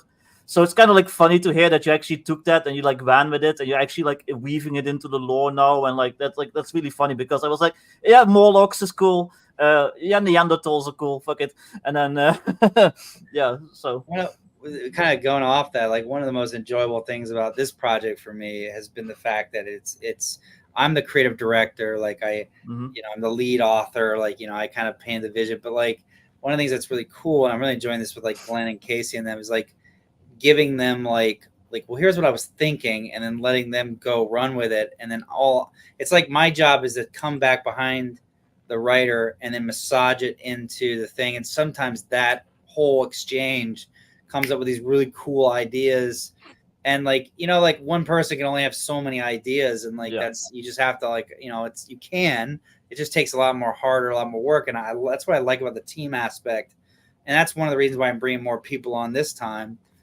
To help me, like it's taking a little less pressure off me. I'm still a guy running the show, making sure it all fits with the vision. But like, James Spahn, for example, like comes to me and he's got this crazy idea for this chapter called Diggers of Dalgoon. And like, it's kind of, it was originally my idea was that these undead are shoveling through the tunnels and then they erupt in the tavern of a basement of a tavern. And the player, you can spring it on the players like a drop adventure at any point, break up the action, and like all this bad stuff happens. But then he came back with all these like crazy ideas that he wants to do, and they're better than my idea. I liked my idea, but his idea is really great, and it's really like throwing like a new twist on the adventure that makes it a little more fun and like a little different, like but not out of place, and so I can make sure I massage his like ideas to make sure it stays in place, fits thematically, and that's a lot of fun. I've been really enjoying that. And that's why I really like Vic had a lot of great ideas. Chris Cockgrove had some really good ideas. I actually had a lot of monsters he proposed in Morcall's Tomb, and I stripped all those out to make it more of a less monsters, more like puzzle and solving. And so more Indiana Jones. That's why the boulder. But his monsters, I was like, oh, you could reskin these, and they're underworld monsters. So like they're gonna appear. Although he doesn't even know it, that he's already gonna get credit. Volume 2. Hey Chris, if he's watching, he's like, what? So that's cool though, because that the way you're running that, and then with the way you talked about like lore, like with Planet Tobor TV here. What I like about that was when you kind of have these little artifacts, or like how you're working with your other writers that you're working with is you sort of like give them this thing, and it's sort of like when you give players something to run with at the table. Like I've done this so many times running a game where you're in this scenario and then this happens, and then the players start, because they're paranoid and crazy, they start going off on these tangents, and they're like, well, maybe the steward is a vampire and he's like doing the blah blah blah, and you're like, actually that's a You're like taking notes as a GM, like it's a Yeah. great idea. Like maybe the steward is a vampire. He's a vampire now. We're definitely doing that. And it's like you didn't intend for that, but you're like that fits better than anything I was gonna do. I love it. So we're gonna do. You guys just made your own encounter. Like I do that a lot. I do that a lot with my stuff. And so when I run games, and so when I see like lore dumps, or not lore dumps, but like artifacts that like link to lore presented in that way, you could do that. And then like I said, the way you're running your team, I guess, of fellow writers on this, it's a similar thing where here's my rough idea, and then they come with these amazing ideas, and you're like, it's better than what I had. well, I appreciated how you do it, like where you're like, just give me some cool ideas and I'll make them my own. So I didn't have to like first study all your lore. I didn't have to get sent like a whole document with like 500 pages of like weird lore that I know. It's like, I'm just gonna write like some crazy shit that I picture is in the underworld, and I'll just send it over, and then it's up to him what he does with it. But and then it's also cool to see like the stuff that I wrote, like being filtered through you, and then like seeing the finished product and all the flourishes and twists you added to like my stuff. That's like really cool. So I really enjoy how you do that. I really liked how the Late to the Barrow of 8 turned out. Yeah, same. That was it's a really fun cool. chapter. Quick delve, like a knight's and every time I drafted it after you just gave me the rough, I was like, oh, we gotta have a way where a bunch of them spring out once. Yeah. Like that was the last little thing I added to it. I was like, oh, then it's what was the it reminded me of like Doom or something where like everything opens at once. You're like, Yeah. Well, I was like, how the hell do you write like that as a dungeon? Because it's just like a circular thing with like little rooms, and it's like, how do you do that as like a dungeon crawl? So that's why I came up with the ideas, like if you like break through the wall, like, or if you open the crypt, like they pop out, and it's like almost just like a series of boss fights. That's how I designed it. So yeah, the lore stuff, like I don't even honestly like it's there, so people have it, but like I was kind of thinking with it like one is I need to keep all this stuff straight because it's turning big, so you got to have something where it's pulled together. I don't feel like anyone really needs to know it to truly like to run the module, because everything's kind of contained within the descriptions. Like I feel like I viewed it more as like to keep myself straight, and when players like we all like at some point probably, well, maybe not everyone, but a lot of people like Tolkien, right? And a lot of the reasons they like it's because of he's got a whole book that's just like the stuff you're never going to read. And I feel like fantasies like that in general. And so like I get like OSR, the movement, like you kind of see lately, like very sparse, like, kind of descriptions and stuff. And I see like from a game standpoint, right, that is easier to pick up and go. But I also feel like it also is missing that Silmarillion thing that we love about like the quintessential granddaddy of it all. So how do you do both? And so I was like, I got the story. I got this big past story that sets everything, kind of sets the stage. You don't need to know it. Like, and the players certainly aren't like, so, and they might never know all of it. Right. Like, so like, is it worth telling? But I was like, it's kind of cool. And some people like reading it. It gives them a sense of what's going on, but then also like I can start working in those little pieces throughout the adventure, especially later on as you really get to delve deeper. Volume 2 and 3 will increase that. 1 was just sort of like, here's the situation, and so I can see both sides of the coin. I think they make sense, but I also I love them both, and I couldn't decide. So I was like, oh, just be yourself, and but I don't think, but for those watching, like I think you don't really need to know that to run the game. Like if you just read like the opening quests, and if you even want to use that, you don't have to use that. Like it's optional. You can read you just see the dungeons. Like literally, you can be like, you have the Eye of Jakara, and you just got off a boat, and there's a tomb out there where this eye opens and gets to the treasure. And how you got it, the players can come with that later. And that's it. And like you can figure everything else out as you go, as you encounter this or that, right? Like I kind of wanted it to be like that, but then I also want the DM who wants to be able to read that and know that, and the lore junkies who want to find out about that. Like I'm that kind of player. I want to go search this and learn what the glyphs say, like, you know, because like anyway.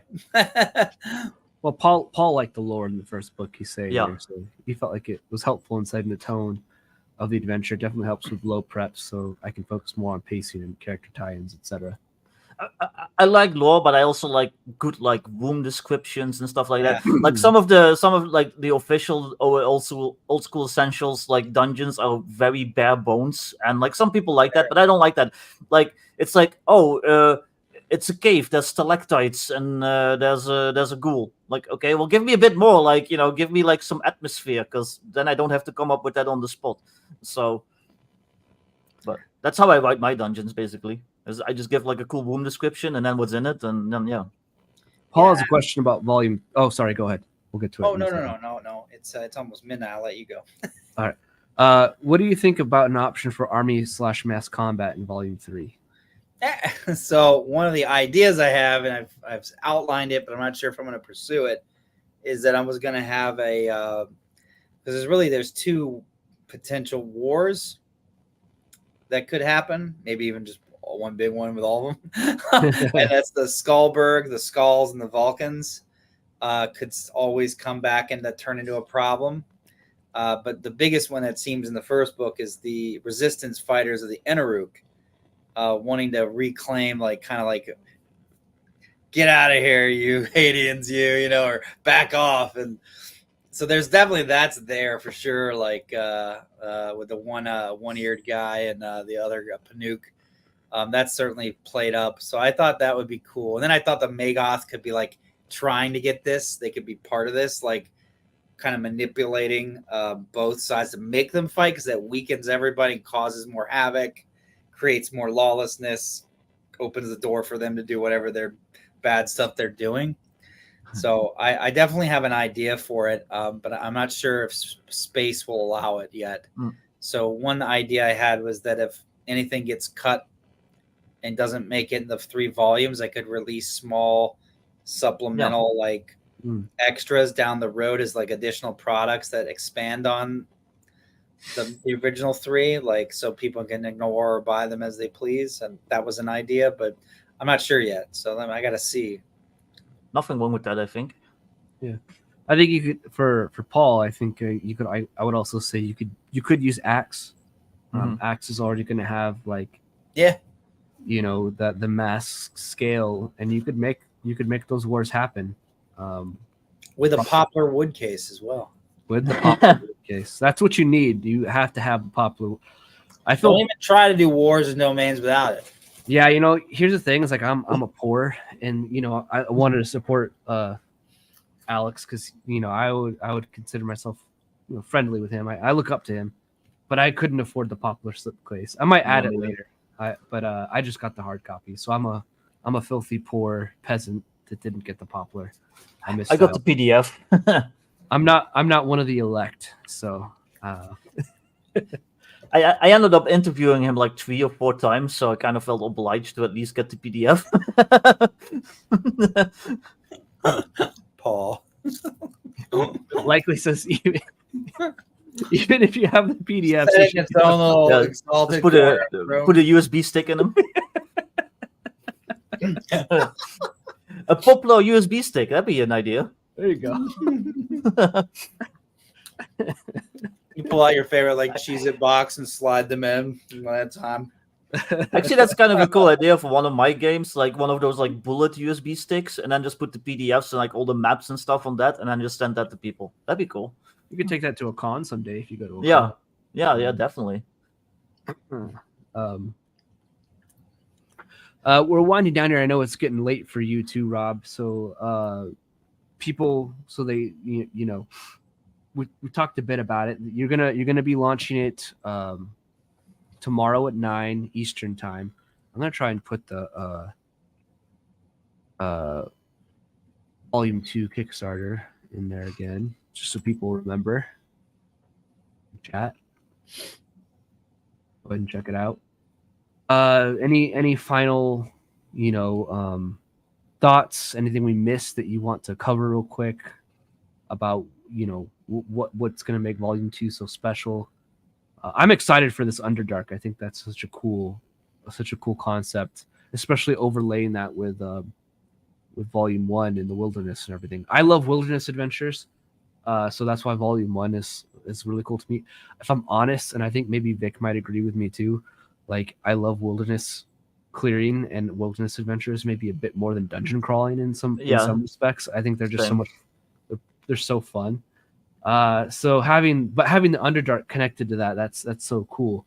But yeah, is there anything that you wanted that we didn't talk about that you want to cover real quick? Feel free to do so.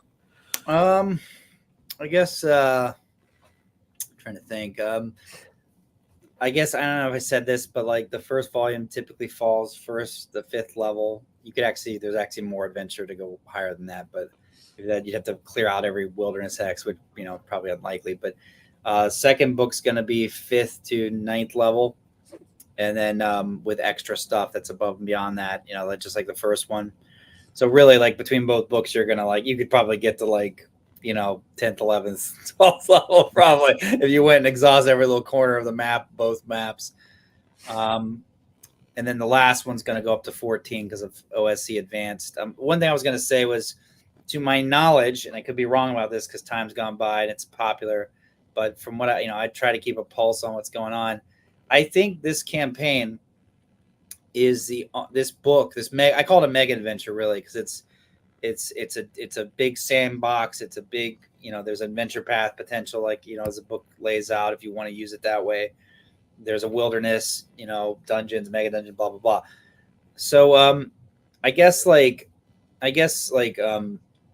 my knowledge, this is the only adventure, if you want to call it that goes from 1st to 14th level with OSC out of the box. OSC Advanced, not Classic, but because it assumes illusionist and stuff, but OSC Advanced out of the box from 1st to 14th level with no modifications to the actual system.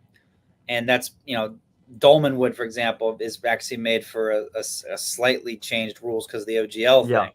Mm. So I guess as just a sort of extra thing to throw out there is and that's no fault of Gavin's or anything like that, but this is the way the Wizards of the Coast pulled that stunt. But and I understand why he made the decision he did. But I guess the one cool thing for my adventure now is it's not like Dolmenwood and I'm straight BX, so that's kind of cool. That was not planning. That was more because Gavin kind of moved a little bit. That's the reason. So fortunately, I can now say, to my knowledge, is when it's completed, it will be the only adventure from 1st to 14th level for OSC Advanced. One last thing I'll throw out is I have an early bird, not the normal kind where you get a discount, which pisses people off sometimes. I've got the poster map kind where we're going to take Glenn Seal's full color new wilderness map that he did for the Arctic Frontier. And we got Sagaverse is going to turn around, and they did Curse the Chupacabra. Great book. Joe Ingenito is the guy who did that, and he's got printers from a university in the area down in Tampa. I live there part-time, so we actually can see each other. But he's going to create all the poster maps for me, and anyone that pledges in the first 3 days, you get a free full-color, heavy matte canvas, fine canvas poster map that's going to be added to your thing. So that's really cool. And if you go with the Sularuk, the Tempest Bird, let's speak of phoenixes from one of the chat comments. That's the one where you get the 2 offset premium books. So you get volume 1 and 2 in offset format, and then you're going to get the poster map with that, and then all the digital content, the PDFs, the maps, the arts as PNG files. So if you want to use it for VTT or whatever, that all is going to come with it thrown in. And it's going to be $99. So you get 832 pages with a poster map for $99. Wow. I'm going to do the shipping. And for international, I want to say this real quick and then I'm done. The shipping, I'm actually going to front load it. So you're going to know exactly what the shipping costs. I'm not coming back later. I know there's a little risk in that on my part, but I've factored that into my calculations. But basically, it just I like the idea of having it up front and they see what they're going to get charged. The internationals, I'm doing something special for internationals because I had a decent number, like 25%. I'm capping international shipping at $49. So no matter where you're at, Australia, your $89 bag, I'm going to take that out of my essentially my profit, because I'd rather make $5 off you and get you a book and have someone out there playing it, talking about it, enjoying it, than zero. Yeah. And I've noticed that 50 seems to be the cap for most people. So what I tried to do was $49 is sort of like, I'm just not going to go past that on the international shipping, and I'm just going to take the hit. But I'm okay with that, and I'm excited because like I said, I've had a really strong support from European and Australian and a couple really far out places too. I mean, but a European wrote the whole book, right? So 100%, yeah, it's a European product, really. yeah. But I guess that's it. That's my shit. Oh, and one other thing. If you don't want the product, back it for $1, because I'm going to give you 18 unlabeled maps that you can use for your home dungeon campaign, and that helps the algorithm, just like a bunch of dollar pledges. So I'm giving the 18 unlabeled maps from Volume 1 just for free to anyone, not with the labels, just the unlabeled ones. I'm going to give them to anyone who pledges $1. So That's cool. Try to jack that up. That's a smart idea. That's a really smart idea. I'm excited for it. I think other people are excited for it too. I think you're a bit too humble about it, but I think you've written one of the better adventures in mega dungeons that are available. Thanks. I mean, it's still on the bestseller list, I believe, on Drive to RPG. Like, people seem to really enjoy it, and And I don't want to jinx you too much, but I'm predicting that this one is going to be huge. I'm predicting at least like 100,000 for the Kickstarter. That'd be so awesome. There you go, the Victor prediction, the Victordamus, and then I don't want to make a prediction because I don't want to be wrong, but I think it's going to do really well. Because I think people are aware of it. You know, Vic might be right. You know. Yeah. I'm excited. People also, if I look at your pre-launch followers and everything, so. Yeah, we'll see. I have a prediction, like a model I did, but I was way off last time I did it. It's very hard to predict at the end of the day. Yeah. So I'm just like, I've done what I can now. Just see what happens. All right, cool. I'm excited. You're welcome, Paul. Yeah. That was a very nice comment there. So it's cool. Yeah. But yeah, I'm looking forward to it. So 9 p.m. Eastern time tomorrow. 9 a.m. 9 a.m. Sorry, I'm tired. It's late. I know it's later for you. It's early for Vic. But, I gotta get up in like 5 hours. Like, right. Well, it's only 6 a.m. here. We'll see here. Vic, is there anything you want to tell people about? I mean, you got your Kickstarter coming up soon. Yeah, mine's starting Friday, March 1st. It's also for Old School Essentials. It's Modern Necessities Professional Edition. It's my much updated rules for basically I updated the original Modern Necessities. So it's like modern and urban fantasy stuff for Old School Essentials. I'm adding like optional rules for like different XP systems, for like a skill system, so you can be a bit more like story gamey with it, because that can be important if you're doing like modern stuff. I also have like multiple stretch goals, including one that adds like cyberpunk and science fiction rules, one that kind of adds like Weird West and like steampunky stuff, and then the third stretch goal is a full adventure module called Bunker in the Badlands. It's kind of like a homage to Keep on the Borderlands, but like in a magical post-apocalypse setting. And that's like, if I hit like the 8,000 euros, I'm going to write that. So yeah, here's the pre-launch link if people want to check that out. And since it's going to be for Old School Essentials, probably Old School Essentials Advanced. I wrote the original for the original Old School Essentials, but I think I'm going to make this one compatible with Advanced. It's also compatible with Gods of the Forbidden North. So if you want to have like modern guns versus like, weird ice ghouls and like yetis and whatever the hell else is in your setting, you can do that. So... And that's going live in like 3 days. So we'll see. Hopefully that will also do well. Yeah, so keep an eye out for that. For me, I don't have any Kickstarters. I'm still trying to fulfill mine. Pulling my hair out for that. But, I got the cover file figured out for Mucklehethel, and the interior files are figured out. So, hopefully I'll be getting a proof soon and can start getting the books printed, getting them over here to the States to my the fulfillment company I'm working with, and get that out to people. I'm John, hoping you gotta sacrifice more like traveling Europeans. Yeah. maybe Gotta make this. maybe the sun needs blood. Yeah. Yes. And then other than that, you know, I'm working on a new Atomic Punk slowly, and right now I've been switching back and forth between it, but I think I'm going to be trying to get White Box done as soon as possible here because I want to get that out, mostly because it's a 0E clone and it's the 50-year anniversary, so I feel like getting the game out this year while it's still 2024 is important for that.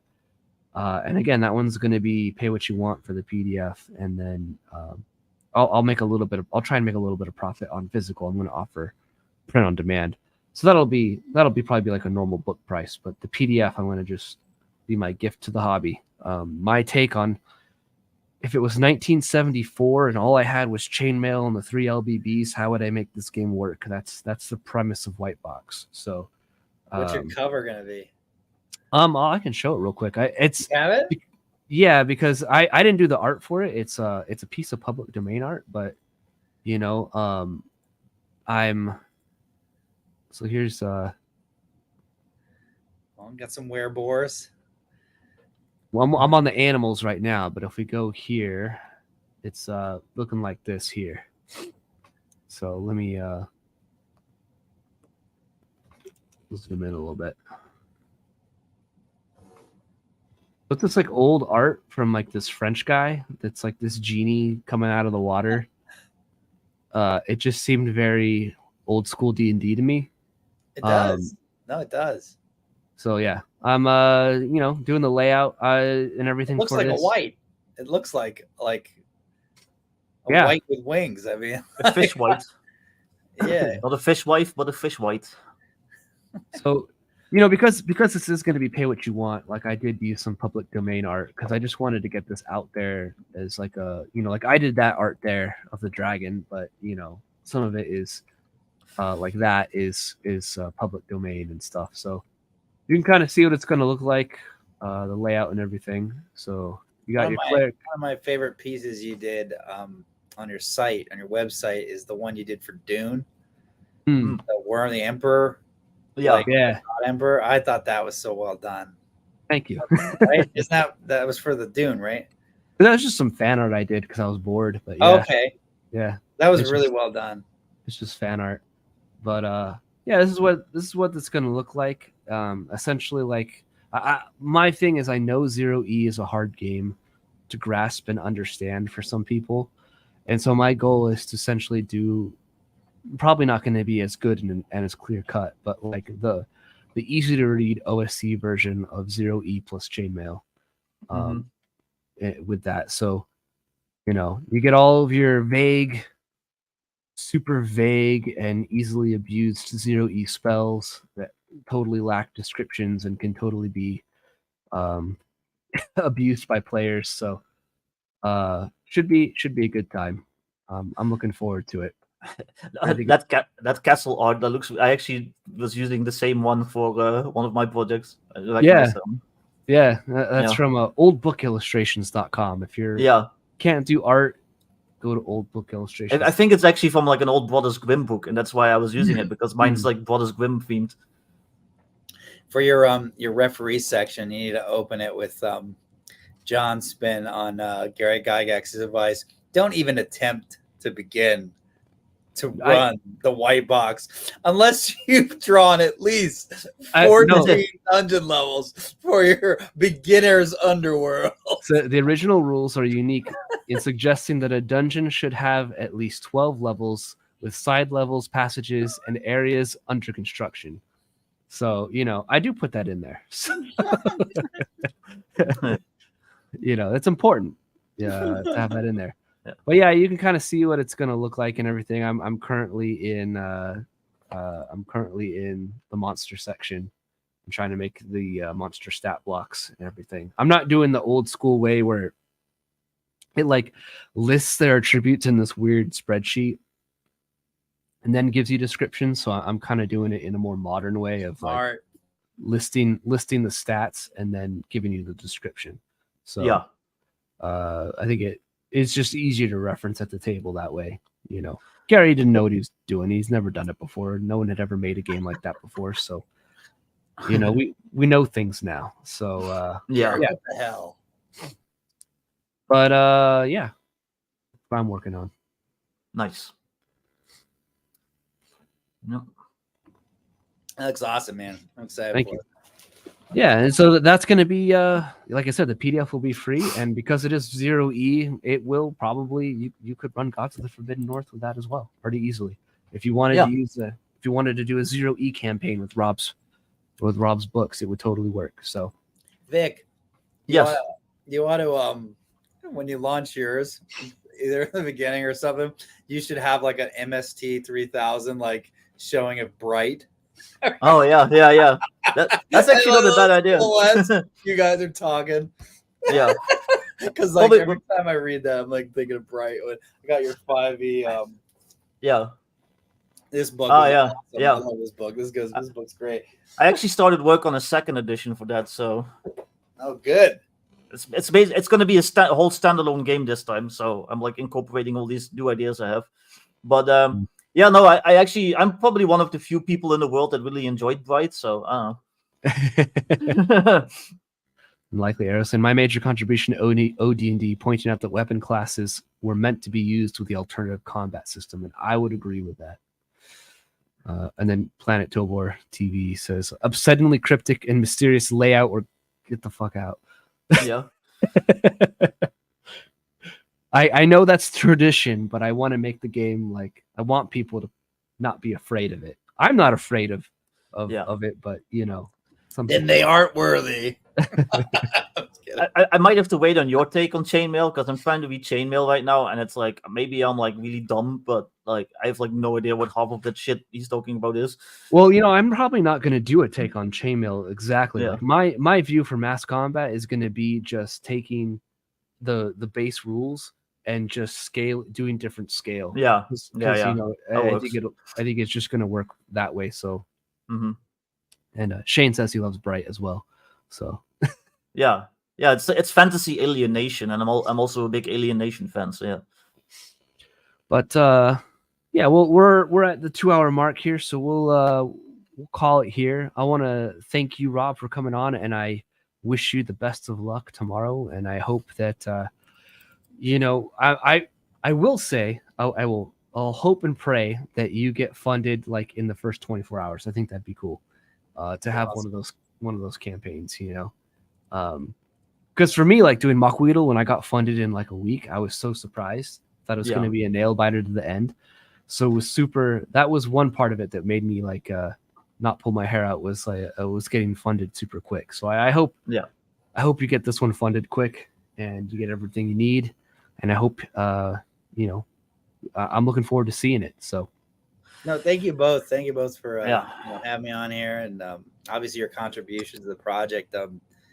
They've been really well received. I get a lot of compliments by your art, about certain parts of the book, Vic, that you wrote. I don't always get to tell you them all so much, but I really appreciate you guys being a part of the project, and I'm looking forward to both being part of more of the project. Yeah, I'd love to. Yeah, definitely. Very soon. Yeah, just let me know. I'll be there. Yeah. Give me some summer work. I'll be there. Could use it. Well, I'm a way bigger personality now, so obviously my prices went up, but no. I'll pay it. All right. Well, yeah, we'll end it here. I want to thank chat too for asking good questions, and I hope you guys enjoyed it. We had a fun casual conversation about the Kickstarter. Go check out Rob's Kickstarter tomorrow, launching, and back it if you're interested in Volume 2 of this awesome Underdark Wilderness adventure setting, mega dungeon craziness that he's got going on. And we'll catch you guys next time. I'm hoping to stream. I hope I'll stream next week. I still feel really crappy, but hopefully I'll be feeling good enough. But we were going to talk to Roll and Bones, right? To Ryan. Yeah. I need to talk. We're talking to Roll and Bones next week. Him and Wonky are coming back on. they have a Kickstarter coming up soon too. Yeah. So, Rolling Bones, Ryan Howard, everyone's doing Kickstarters. Yeah. Well, this is kind of like considered like the best month to do it, so that I think that's why everyone just chooses it. Yeah. So I chose the worst time to do it. But... well, yeah, I chose like what was mine, December, November. I can't even remember last one, and that was like the nail biter to the end. So I also hope that mine gets like funded quickly. I hope that if we do return next Monday, I can tell people that my shit is funded. But we'll see. Yeah, that'd be cool. We'll get there. Right. Yeah. But thank you everyone for watching. Thank you, Rob, and as always, Vic, for coming on. And we'll catch you guys next time. Bye everyone. Or dag iedereen. See you guys later.